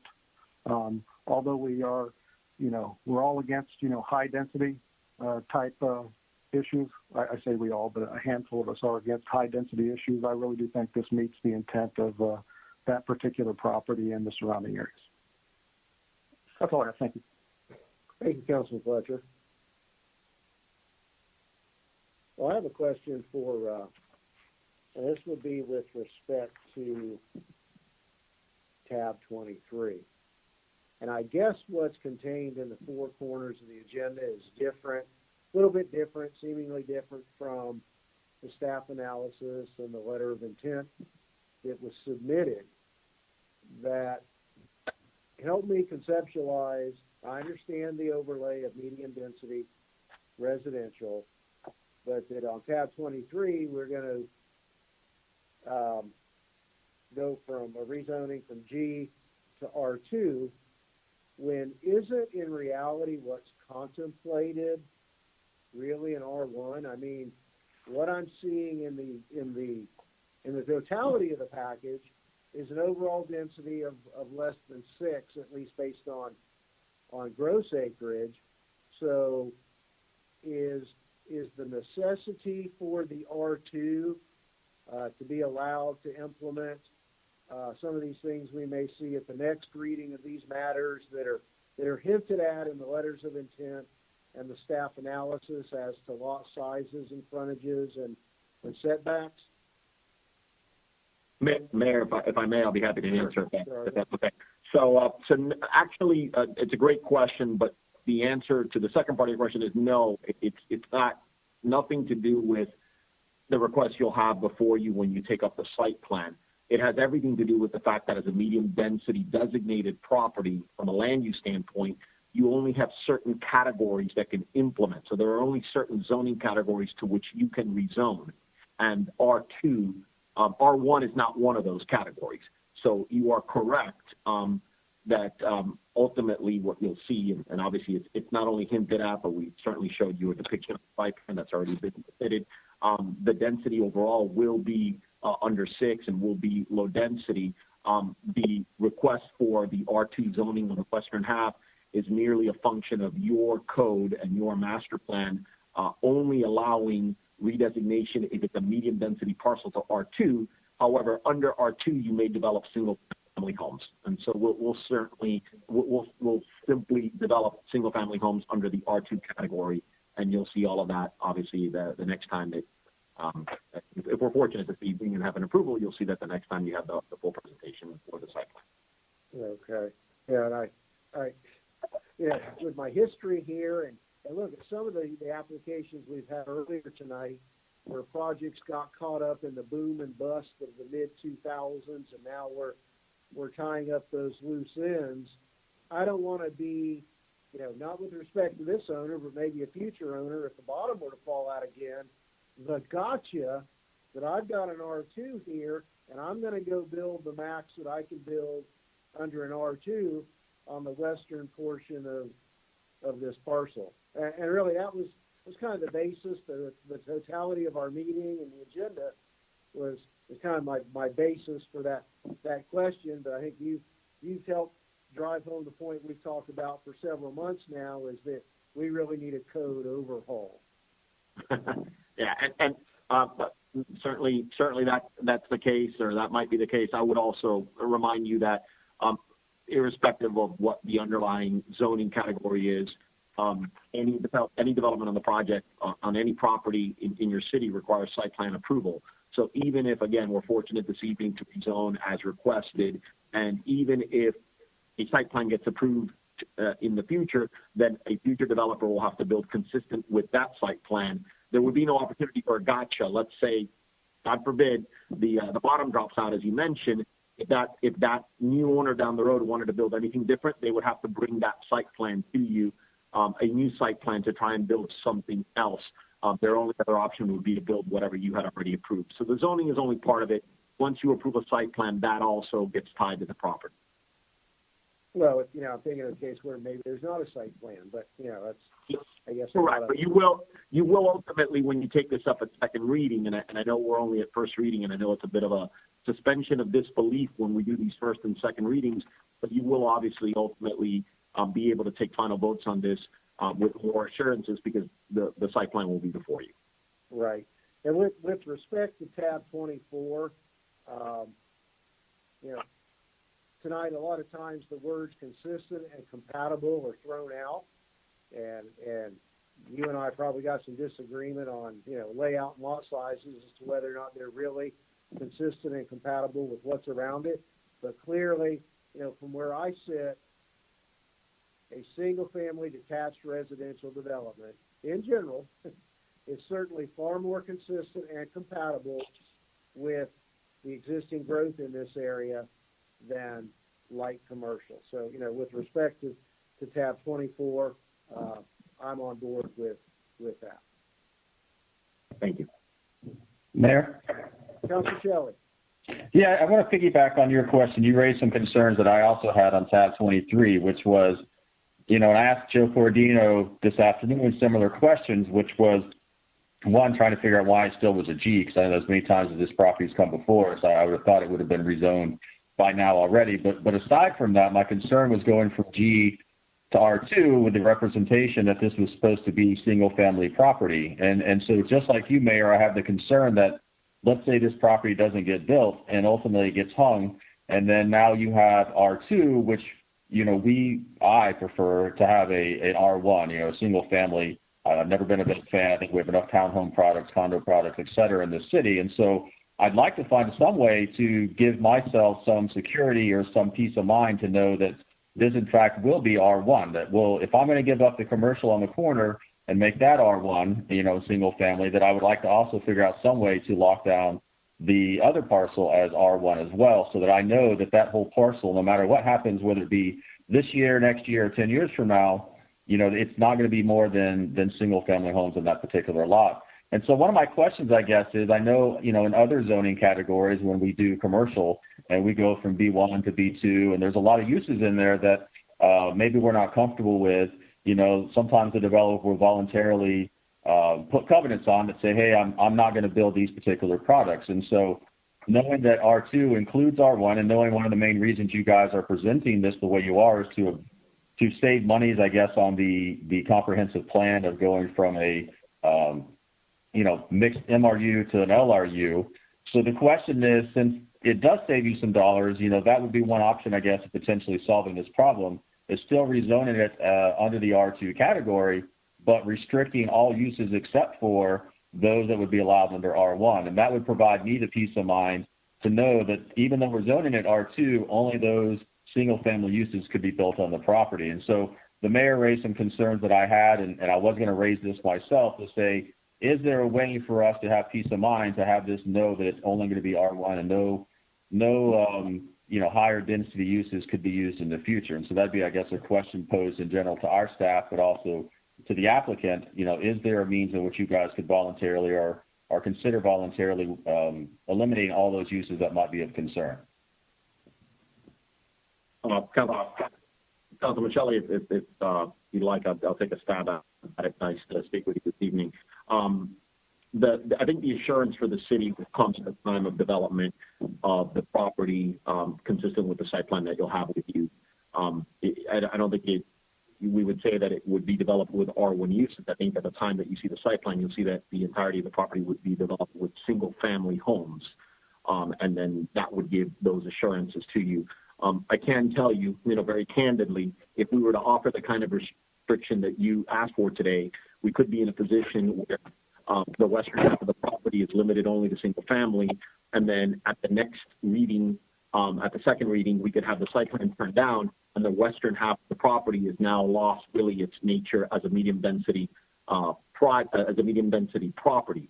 I suppose at second reading, if staff was or if the council wants, with an approval of the site plan, to offer or to ask for additional restrictions, it's something I could discuss with my client.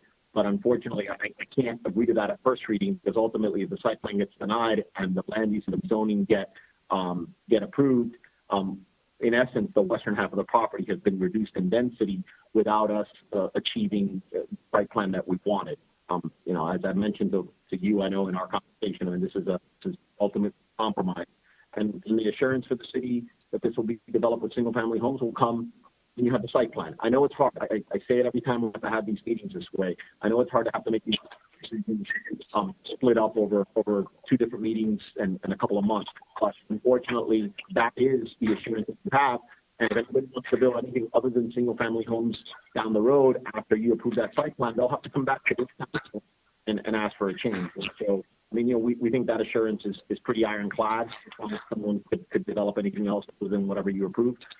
And so we would respectfully offer to you that the site plan next month will provide the assurance that you're looking for, and that we can't, under medium density, rezone to R1 at this time. It's just simply not allowed by the code. And I understand that it's not allowed. That's why, it would have to be done by voluntary restrictions on the other uses. The site plan, I understand what you're saying, which essentially, yes, if we agree to the site plan and your client moves forward and actually develops the property in conformity with whatever site plan we all agree to, which again, I do have some issues potentially with the variances that are going to be requested and ultimately what the site plan might look like. So that's the other part of my concern of what that ultimately, I'm asking to do the zoning this time, but the site plan next time, and then let's say even if the site plan gets approved, and then your client, for one reason or another, doesn't move forward with building that site plan and sells that property, then we don't have the assurances anymore, because the site plan itself will expire and be modified going forward after that. So those are my concerns, and I think we can work between first reading and second reading to maybe find some way of resolving those that gives me some peace of mind. And again, my colleagues may not have the same issues I do. But I just wanted to raise those and see what solutions might be worked out either tonight or for sure between now and next reading. So thank you. I'll do my best to do that. Hey, can you guys hear me? We can, yes. Okay. Hey, Councilman Shelley, And Mayor, for the record first. yeah, Jason Bass, just as a concerned citizen, that project over there could be, I would say, way worse than what's proposed right now. I think that what's going on with the density level is lower than it could be if it came into a contested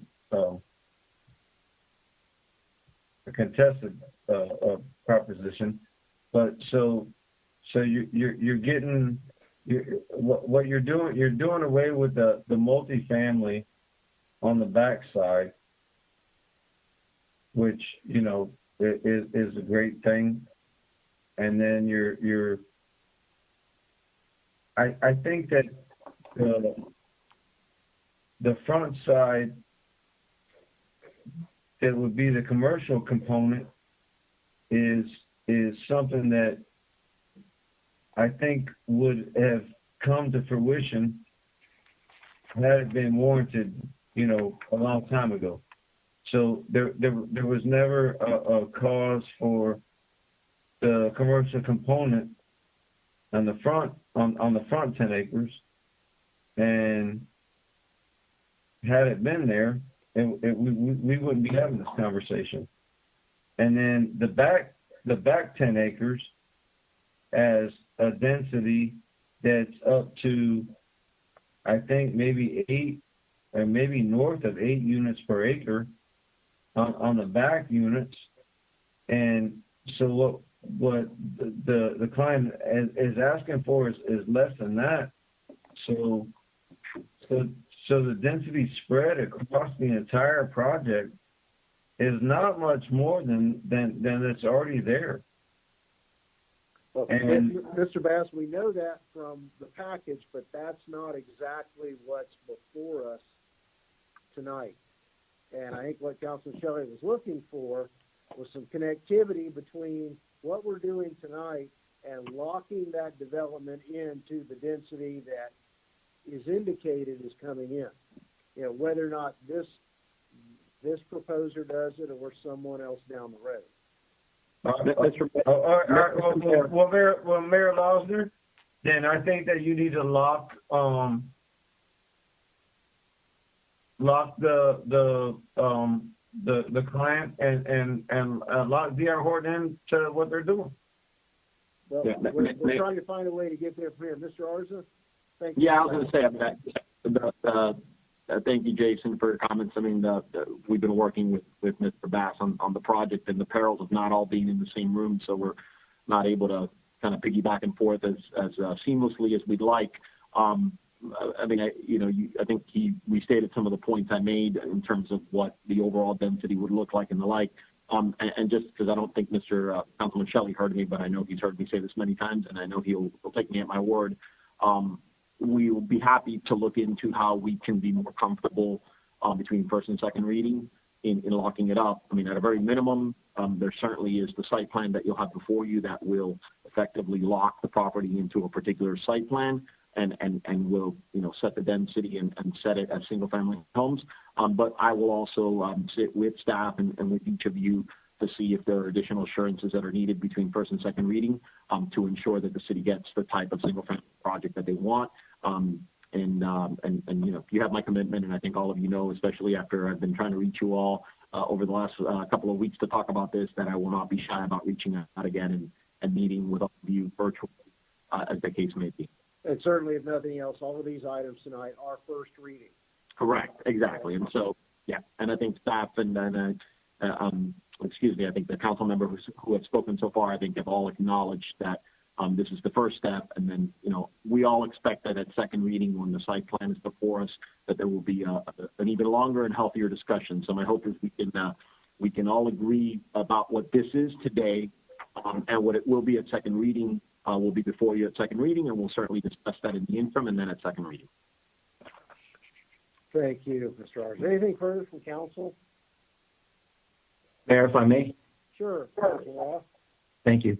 I'm okay with what I've heard so far, and both you and Councilman Shelley brought up a pretty good point, and I think we can get past this stage. And we talked about, I think Councilman Shelley talked about the site plan and the site plan expiring and no action being taken. Is there a way that there's this could all be reversed if none of it goes forward after it gets through the processes it's going through now, so that it would revert back to a specific the zoning it has today?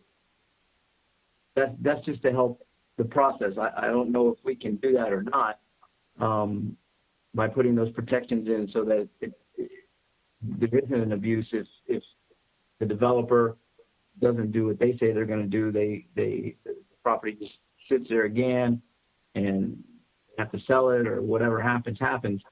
What makes me happy about this whole thing is that 20-acre piece that's been sitting there for so long has not really had a great look to it. It's been overgrown for many years. We've got hopefully a road that's going to come to here soon, and it would be nice to see that corner gets developed. I was always in favor of the commercial aspect of it, and I know it doesn't work there. These people have been aggressive in trying to market that property for commercial. It just doesn't work. The Audubon Plaza is an example of that too. They pointed that out in their presentation. So I'd be happy to make the motion to move this tab forward, tab 24, to change it to low residential use, and then we can go on to the next two items, and then get it to the next reading, so that we can get more clarity as how this is really going to progress in the future. I'll make that motion to move this one to change the low. Tab 24. It's for tab 24 to change the low residential use, to change it to that, and then we can go on and talk about the other two real quick too. All right. Thank you. Let's get a second for your motion on tab 24. I'll second, Mayor. I have a second, Councilwoman Avila, on car number 3003, tab number 24, the comp plan amendment from LCU to light residential use for the eastern portion of the subject parcel. Is there anything further from council on tab 24? And before we go to a vote, was there anyone in the queue for this matter? IT? Yes, Mayor. Marlene Hernandez. Yeah, good evening, Mr. Major.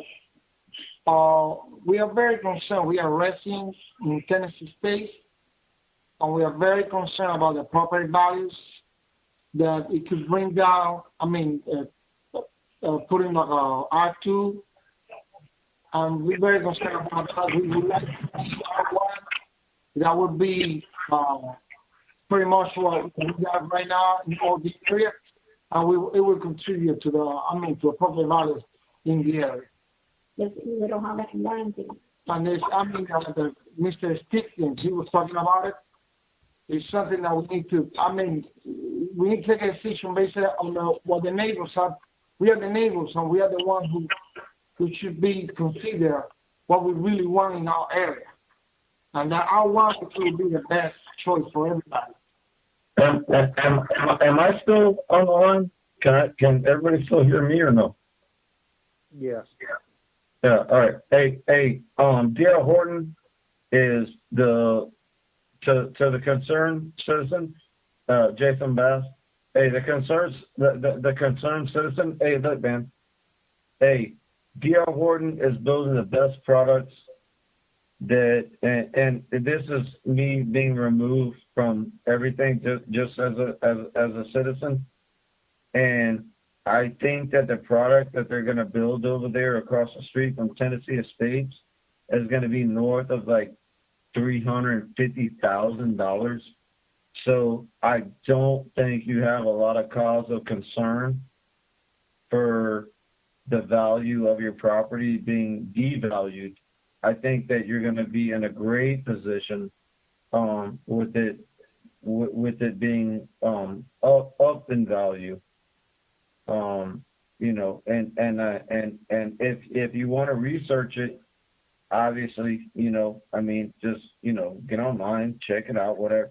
But I'm telling you, I think I know what it's a great company, and I think what they're doing is going to be great for your community and great for where you're at, and I think it's going to up your value of everything that is going on in your community.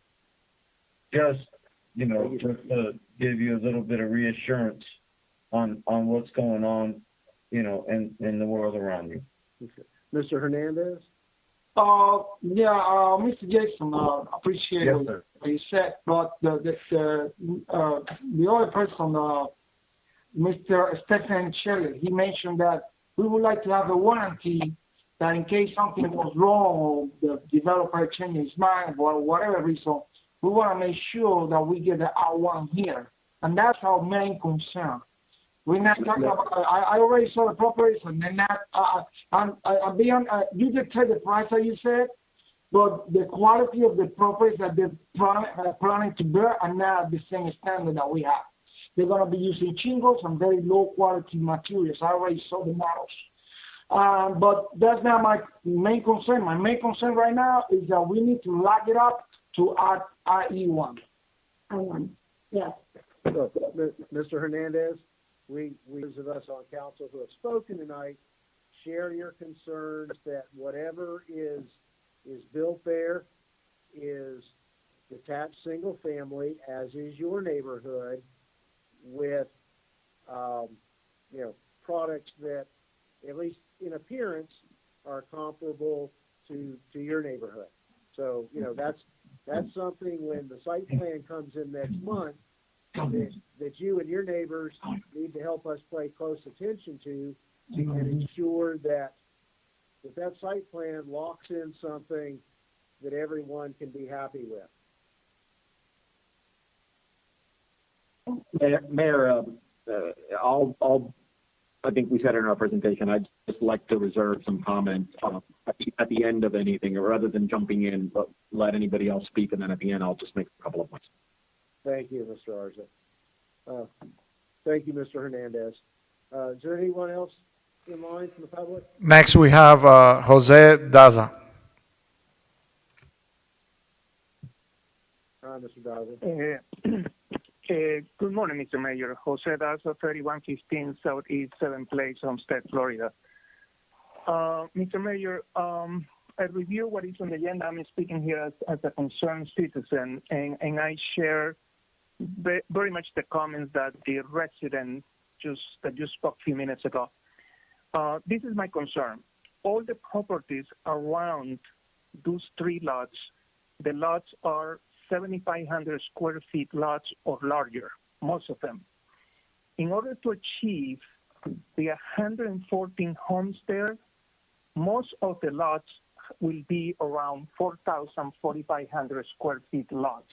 It is true, though, it's going to be single-family homes, but the lot sizes are much smaller than the Village of Homestead or the neighborhood that is towards the north side, which all the lots are 7,500 square feet or larger.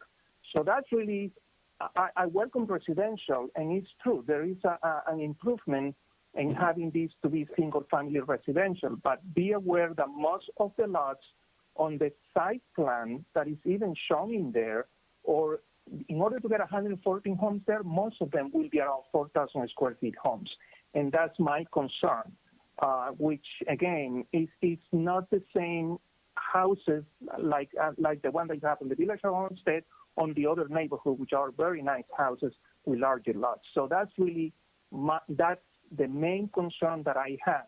In that site plan, the properties around it, the lots are 7,500, but the properties, which is the majority, 90% of them in the center, are within around 4,500 square feet, which is the only way to achieve to get the 114 homes on that site.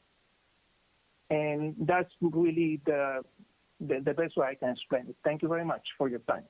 Thank you, Mr. Daza. Do we have anyone else in the public? No, Mayor. All right, thank you. We'll close the public hearing then, and we have a motion and a second on first reading for approval of tab number 24, which is a comp plan amendment to remove the commercial component of this parcel. So, there's nothing further from council. Let's have a roll call vote. Councilman Fletcher? Yes. Councilman Shelley?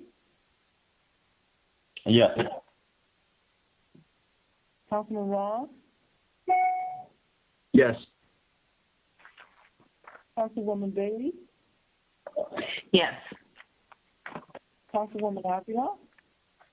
Yes. Vice Mayor Faircourt Staggers? Yes. Mayor Losner? Yes. The motion carries. Thank you. Now, Mr. White, was it your recommendation to take in order next 22 or 23? Or does it matter? Yeah, it doesn't matter, Mayor, but my suggestion would be to follow up with tab 22, which is the corresponding rezoning request for the same property that you just considered, the 10.99 acres that you considered for the comp plan amendment. Very good. Okay, thank you. Yes. All right. Do we have a motion on tab for approval of tab 22 for the rezoning from B1 to low density residential on the parcel we just addressed with tab 24? I'll move it, Mayor. Moved by Councilman Roth. I'll second, Mayor. Have a second by Councilwoman Avila. All right. IT, do we have anyone from the public wishing to speak? No, Mr. Mayor. Okay, thank you. Council, any comments, questions, concerns on tab 22?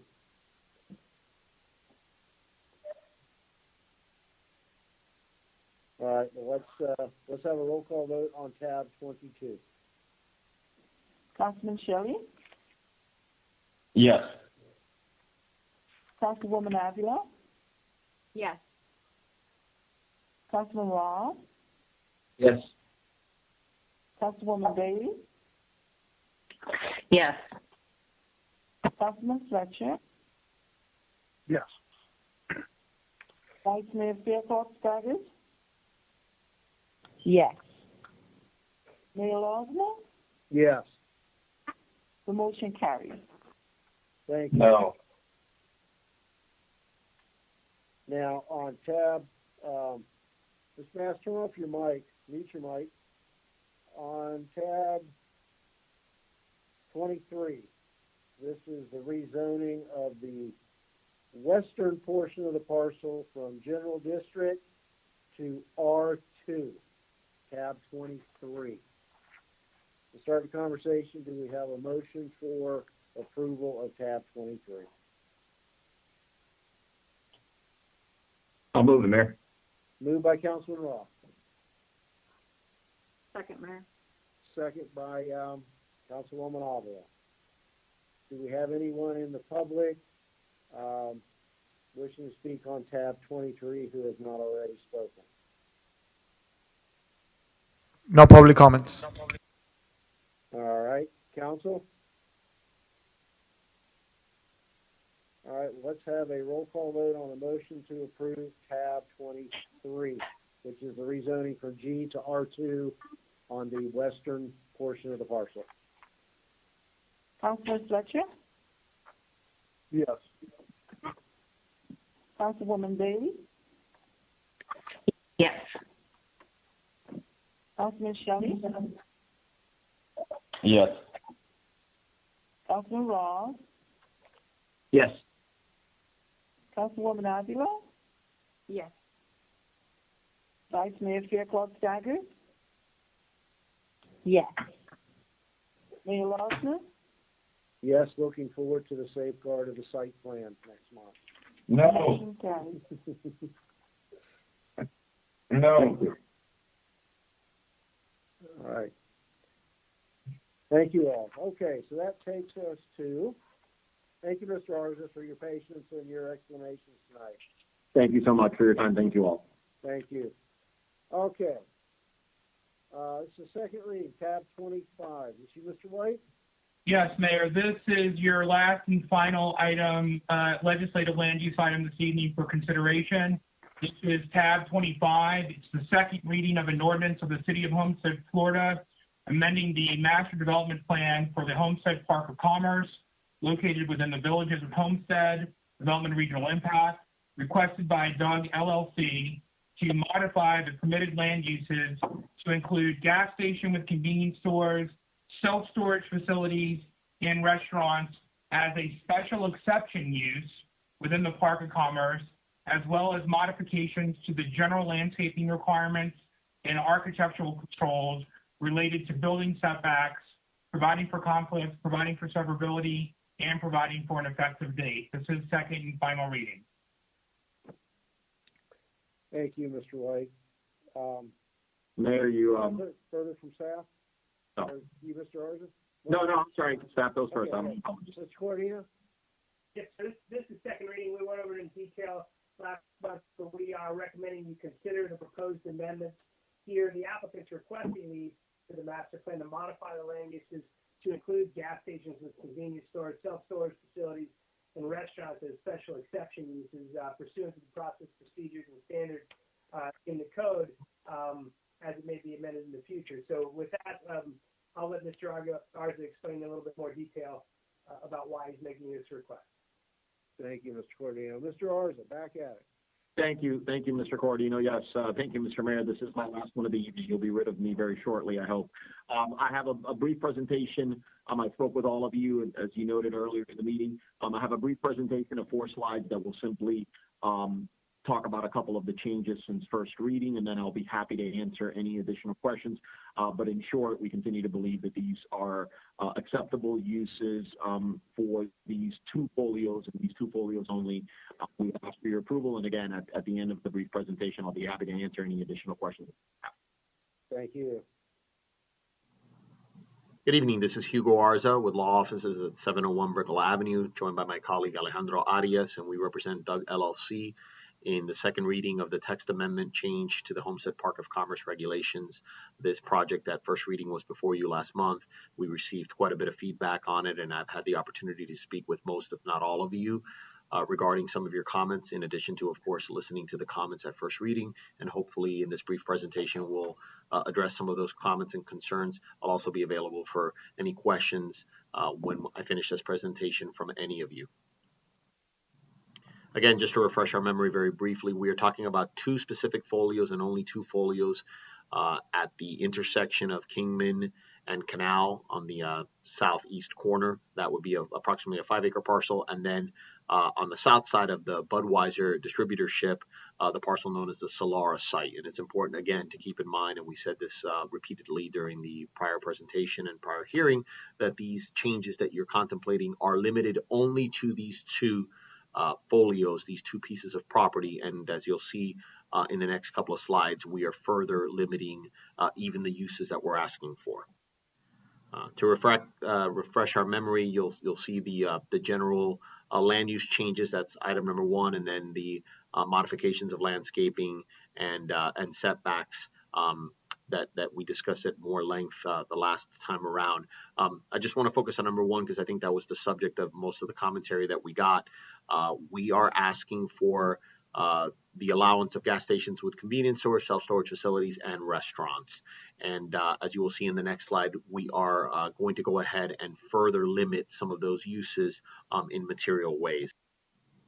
Again, this is second reading, and as you might recall at first reading, the applicant agreed with the council's request to add, and in fact the first reading was approved, with a requirement that a special exception permit be required or needed for any of the three uses: the gas station with a convenience store, self-storage facility, and the restaurant. So again, on just the two folios we've mentioned, if any of these three uses will be introduced, they'll have to be introduced with a site plan approval and the additional special exception permit and the criteria that goes along with that.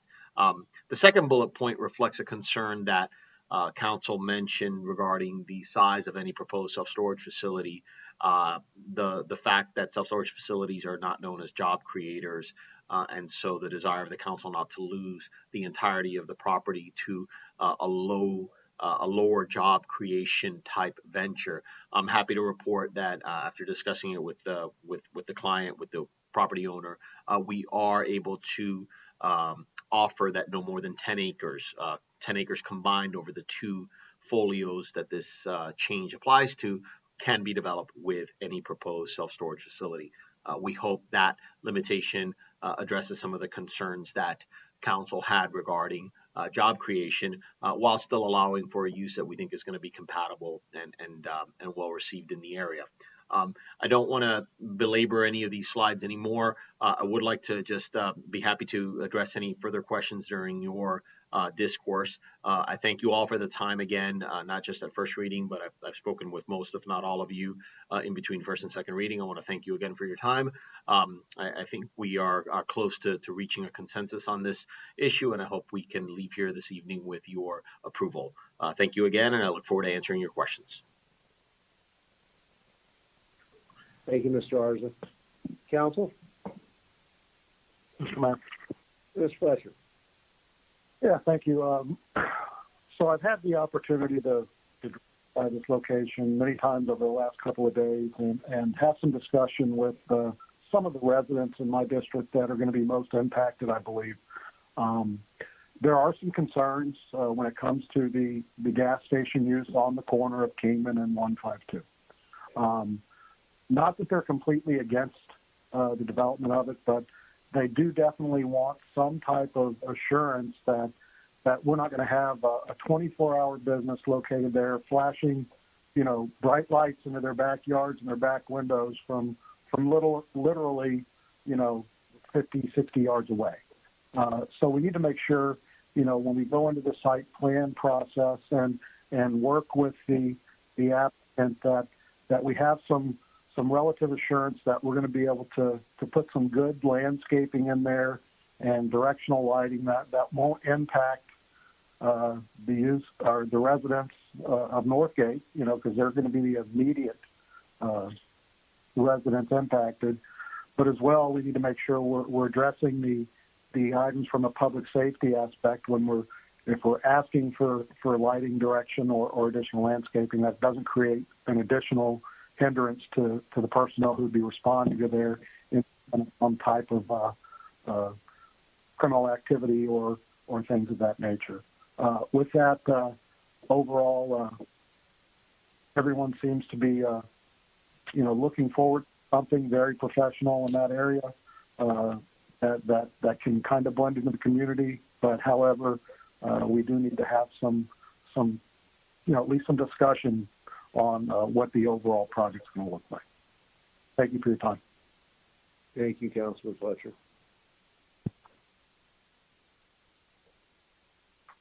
Council member? Mayor, I agree with Councilwoman Fletcher. I think those are things we can confirm during site plan approval. Well, thank you. And, to the extent that the special exception language was inserted into this approval goes a long way to build in those additional safeguards, as well as doing the fly specking and the micromanaging with site plan approval. So, point well taken. Mr. Mayor, James here. If I could interject for just a moment. I was not aware of the conversations or the applicant's proffer to restrict the self-storage use to no more than 10 acres.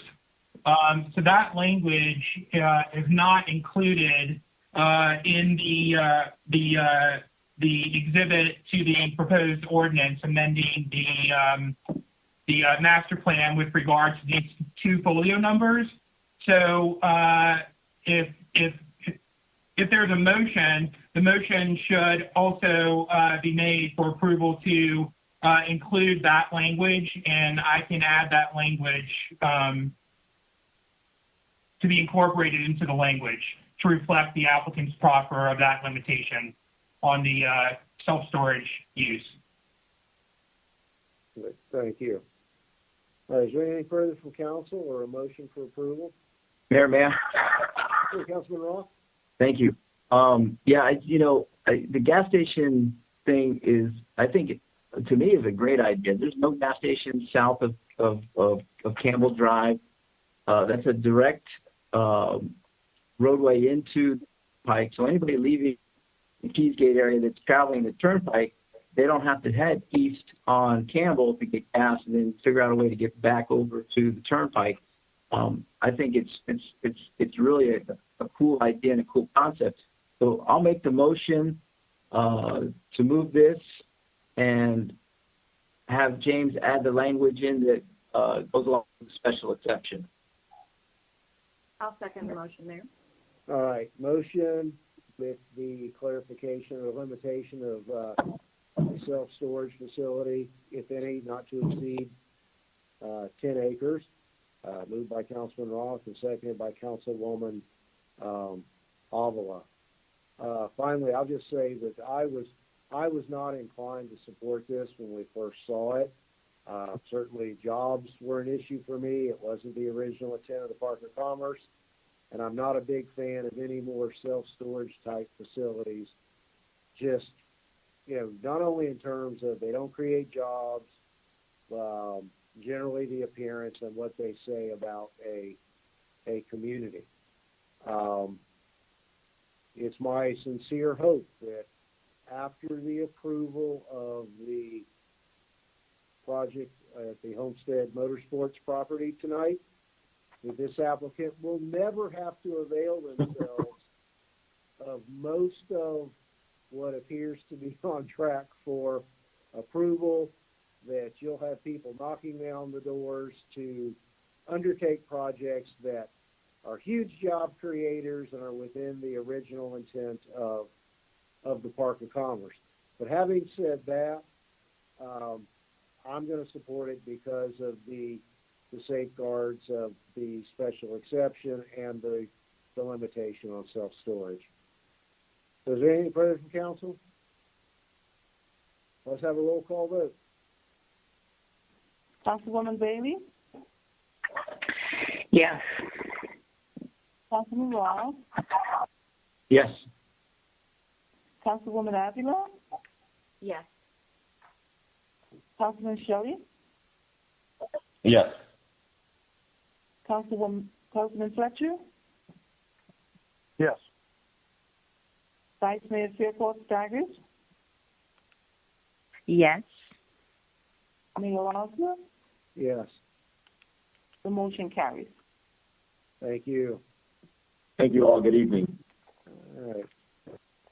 So, does that conclude the quasi-judicial and portion of the agenda? Tab number 26, car number 2415. Is that you, Madam Manager, or Mr. Pearl? Do you want to read the title for us? Yes, Mayor. This is an ordinance for first reading of the City of Homestead, Florida, amending the City Code by amending Chapter 2, Administration, Article 9, Finance, Division 5, Service Charges, by adopting a new Section 2-531, Transaction Convenience Fees, to enable convenience fees to be charged when accepting payment for bills owed to the city by credit card, charge card, bank debit card, or electronic fund transfer, providing for severability, providing for inclusion in the code, and providing for an effective date. Thank you. Staff? Thank you, Mayor.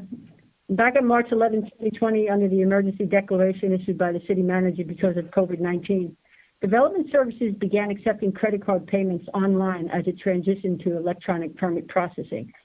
These non-utility customers or assessed a transaction convenience fee by the city's third-party payment processing company called Paymentus. These fees do not go to the city. Staff with this ordinance amendment wishes to, 1, ratify the acceptance of credit card payments for non-utility payments, requiring customers that elect to submit payment via credit card to pay any reasonable third-party service charges and/or transaction convenience fee. And 2, pass on the convenience fee currently absorbed by the city for customers paying their city utility bills, be it credit card, charge card, or debit card to the customer. This last action is expected to save the city over $500,000 annually in convenience fees. And it should be noted that these fees do not have to be paid with a credit card. Customers can avoid the fee by mailing in a check or dropping a check in the drop box or setting up payments from their bank as a check payment. Staff recommends that Mayor and Council approve the attached ordinance amending Chapter 2, Article 9, Division 5 by creating Section 2-531, allowing customers to pay bills owed to the city by credit card, charge card, and bank debit card, while passing through to the customer any service charge or convenience fee charged by the financial institution, credit card company, or other entity for processing the payment. This is first reading ordinance. Thank you. Questions, comments from council? I have one quick question, Mayor. Sure, Councilor. If we use a debit card that has a Visa or MasterCard logo, would that incur the credit card fees? Yes. Okay. Now this helps to change my business account to my banking information. Thank you. Thank you. Good question. Mayor? Councilman Shelley. Quick question I saw in there which says we'll potentially save up to $500,000 in fee expenses or current expenses that we're paying out, I guess, on behalf of the customer. Was that included when we did our budget recently? Was this something that we had already kind of baked into that budget and then now we're implementing to actually effectuate that savings, or is this something that potentially will create a new savings going forward this fiscal year? We talked about it, but it's an enterprise fund, so it wasn't part of the general fund discussion. Okay, gotcha. All right, thank you. Thank you, Councilman. Mayor, may I? Sure, Councilman. Yeah, when I first saw this, I was concerned. I spoke with staff, and they actually educated me that Florida Power and Light does the same thing. And I said, no, they don't. I pay mine by credit card. And I went and checked my account, and no, I don't pay mine by credit card. I pay it directly through my bank account. So it's truly a convenience fee. It was and other options for people who want to try to avoid that fee. So I was a little concerned with it, but they rested my concerns, and I doubled down and checked my own account with a P&L, and there we go. They don't charge me a fee for taking it directly out of my checking account. I'm okay with this. Thank you, Mayor. Thank you. Any further? Do you have any? I'm sorry. If there was nothing further, I was going to move it. Okay, well, I'm going to open the hearing and see if there's anyone in line from the public to speak on this. No public comments. Okay, so Councilwoman Bailey, you want to move this item for approval? Yes, sir. Thank you. We have a I'll second it. Second by Councilman Roth. Is there anything further from council? So let's have a roll call vote on this. Councilwoman Adler? Yes. Councilman Shelley? Yes. Councilman Roth? Yes. Councilwoman Bailey? Yes. Councilman Fletcher? Yes. Vice Mayor Philpott Staggers? Yes. Mayor LOSNER? Yes. Thank staff for the forward thinking. Motion carries. Okay, thank you. All right, we've covered tab 27 on the COPART dedication, so our next item is tab number 28, Mr. Pearl. Yes, Mr. Mayor. Tab 28 is a resolution of the City Council of the City of Homestead, Florida, approving the ranking of the Auditor Selection Committee of proposers to request the proposal 2020-28 Independent Auditing Services, authorizing the City Manager to negotiate and enter into an agreement with Markham LLP as the top-ranked firm for the provision of independent auditing services, subject to approval as to form and legal sufficiency by the city attorney, authorizing the city manager to negotiate and enter into an agreement with the next highest ranked firm if an agreement cannot be negotiated with the top ranked firm, subject to the approval as to form and legal sufficiency of the city attorney, provided for implementation, providing for an effective date. Thank you. Staff? Thank you, Mayor. The Audit Selection Committee was established at the June 17, 2020 Council meeting, CAR number 2885. The purpose of the Audit Selection Committee was to establish factors to use for the evaluation of audit services to be provided, publicly announce requests for proposals, evaluate the proposals, and recommend firms in order of preference to the City Council. On July 10, 2020, the Audit Selection Committee met to discuss and approve the revised RFP draft. On October 6, 2020, 3 of the committee members met to discuss the evaluations and to recommend the top 3 firms. The Audit Selection Committee ranked the top 3 firms as follows: Markham, LLP, Caballero, Fearman, Llerena, and Garcia, LLP, Keith McCullough was third. Staff recommends that the Mayor and Council authorize the City Manager to award RFP 202028 to Markham LLP for independent audit services and to negotiate and execute an agreement for services on an as-needed basis and within the established departmental budget. This would be a 5-year agreement with the option to renew for 5 additional 1-year periods upon the same terms and conditions and mutual written consent of both parties. Thank you. Council? Mr. Mayor? Council Fletcher. Yes, thank you. I was initially part of this review committee, and I wanted to thank city staff and the individuals from the other cities that assisted us in this process. I can tell you that staff put together a really good product. The other individuals from other cities are probably going to use our product as well in their future upcoming requests for audit services.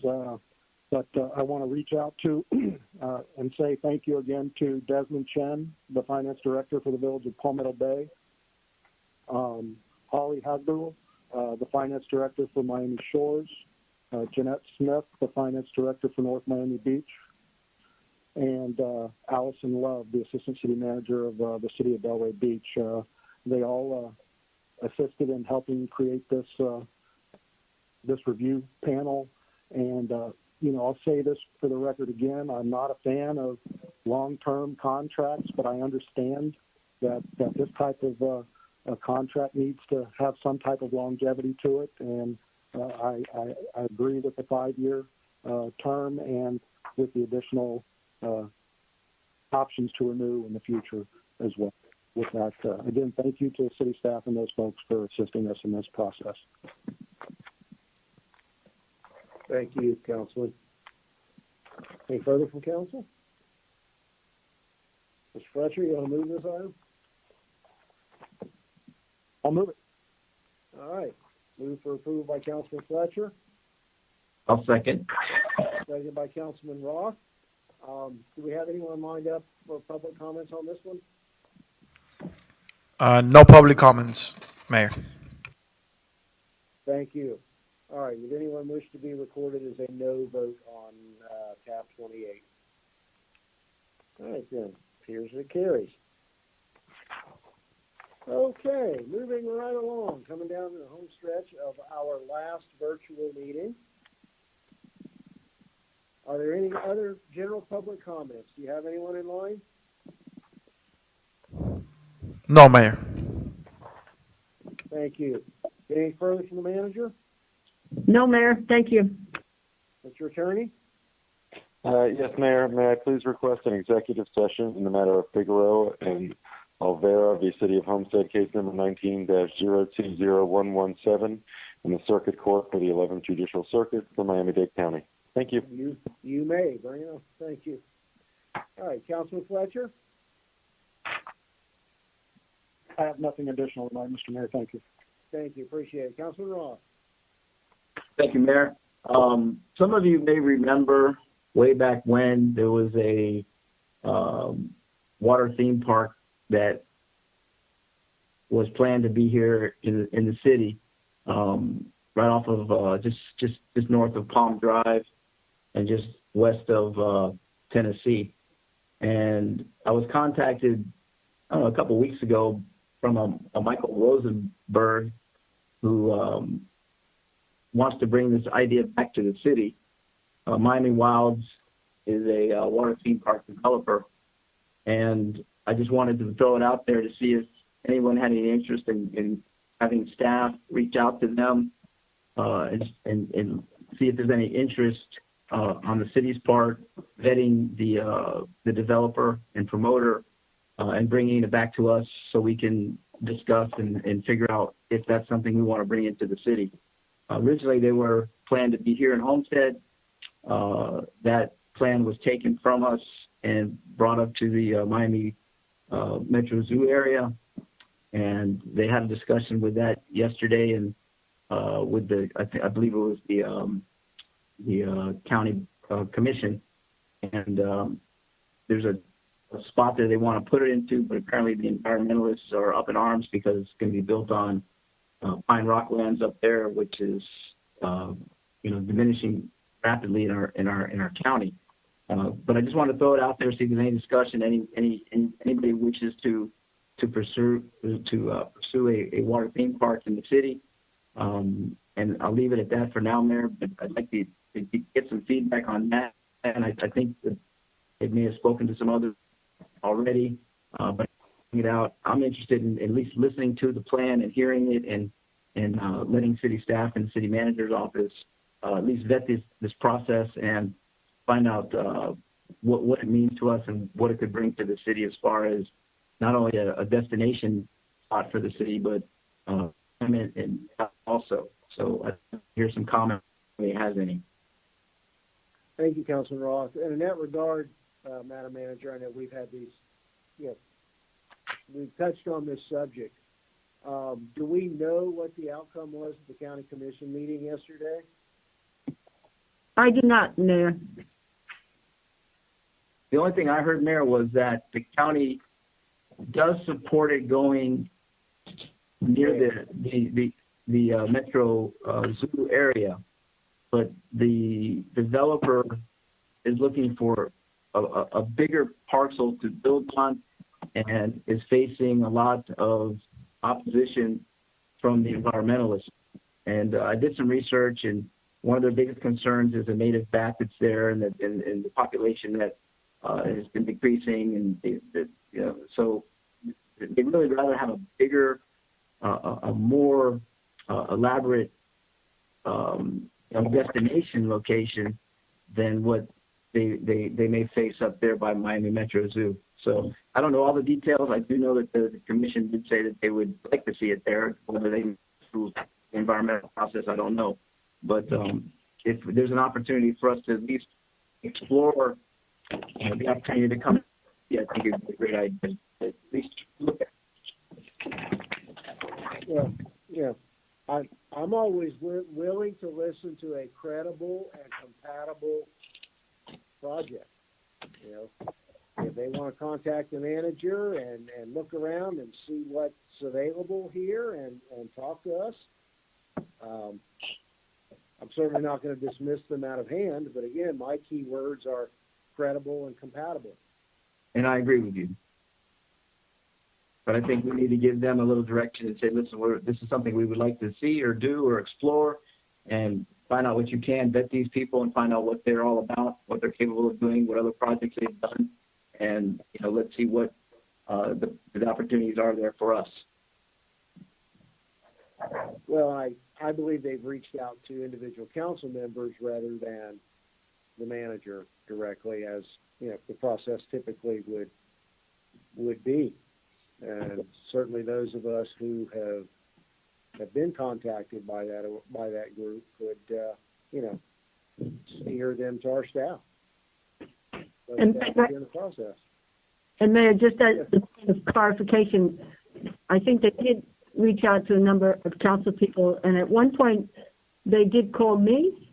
I don't know much about the project, but I explained to them that if they wanted a letter of support before they went to county commission, that would have to be determined by council at a public meeting. So other than that, I don't know very much about the project. But I can certainly follow up if that's what the council wants staff to do. I would support a follow-up. I think, somebody used the word explore. Let's see what they're talking about. Very well. We can certainly do that. Thank you. Any further, Mr. Ross? That's all I got. Thank you very much. Thank you. Appreciate it. Councilwoman Avila? This time, Mayor. Thank you. Thank you. Councilwoman Bailey? Thank you, Mayor. Well, one quick announcement. Art Walk Homestead. We are continuing to be COVID creative, and we are going to host Homestead Holiday Hunt. So this will be something towards the middle or end of December, and it'll be somewhat of a scavenger hunt to help our local organizations and businesses spread some cheer throughout the community. So we're asking if there's any organizations or businesses that are interested in being one of our stops to contact us, and they would just basically have to set up some type of activity, decoration, some small giveaways. We're looking at some live art, a holiday movie, that type of thing. So just to try and get residents to go throughout the area and do it in a safe manner and feel the holiday spirit. So in the next week or two, we'll have more information on our SWAC site, cityofhomestead.com/SWAC. And please, if you know anybody that might be interested, please let me know. Thank you so much. Thank you. Councilman Shelley? Nothing at this time, Mayor. Thank you. Vice Mayor Fairclough-Staggers? Yes, thank you, Mayor. I just wanted to announce that October is the month where we celebrate Breast Cancer Awareness Month by supporting those breast cancer survivors, warriors, and caretakers. And in support of that, the Southeast State Ministerial Alliance didn't want COVID to cancel the annual recognition of this very important month. So the Southeast State Ministerial Alliance will be hosting a breast cancer caravan parade on this Saturday. The lineup, I believe, begins at 10:30 and the parade at 12 noon, the caravan at 12 noon. If there's anyone interested in being a part of the caravan, you can register by emailing SEDMA, SEDMA, org at yahoo.com, or you can call 786-634-0755, and this is in support of Breast Cancer Awareness Month, and the Southeast State Ministerial Alliance would love to see the community and you out there in support of all of those directly or indirectly impacted by breast cancer. That is it. Thank you. Thank you. And the parade route is? The parade route begins at Roby George Park, 201 Southwest 11th Avenue, and it ends at Florida City or Lauren Roberts Park. There will be no congregating after the parade. It is principally a caravan, starting at Roby George, ending at Lauren Roberts Park. Thank you. Appreciate that announcement. Is that it? For tonight, Vice Mayor? That's it. Okay. Thank you. Well, in that same vein of these, we're trying to have events again.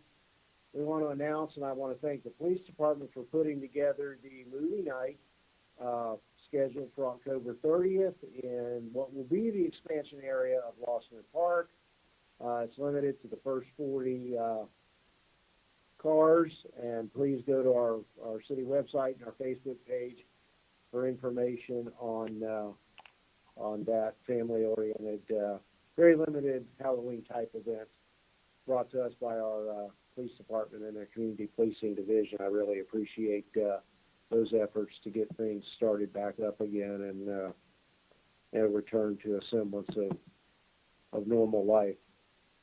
The only formal business I have tonight is the appointment of Amelia Guzman, who's a well-known Homestead resident, known to most of us, I'm sure. Her appointment to fill the vacancy on the Homestead Historic Preservation Board. We have a motion to confirm that appointment. I'll move it. All right, sounds like it's been moved and seconded. All in favor? Aye. Aye. Any nays?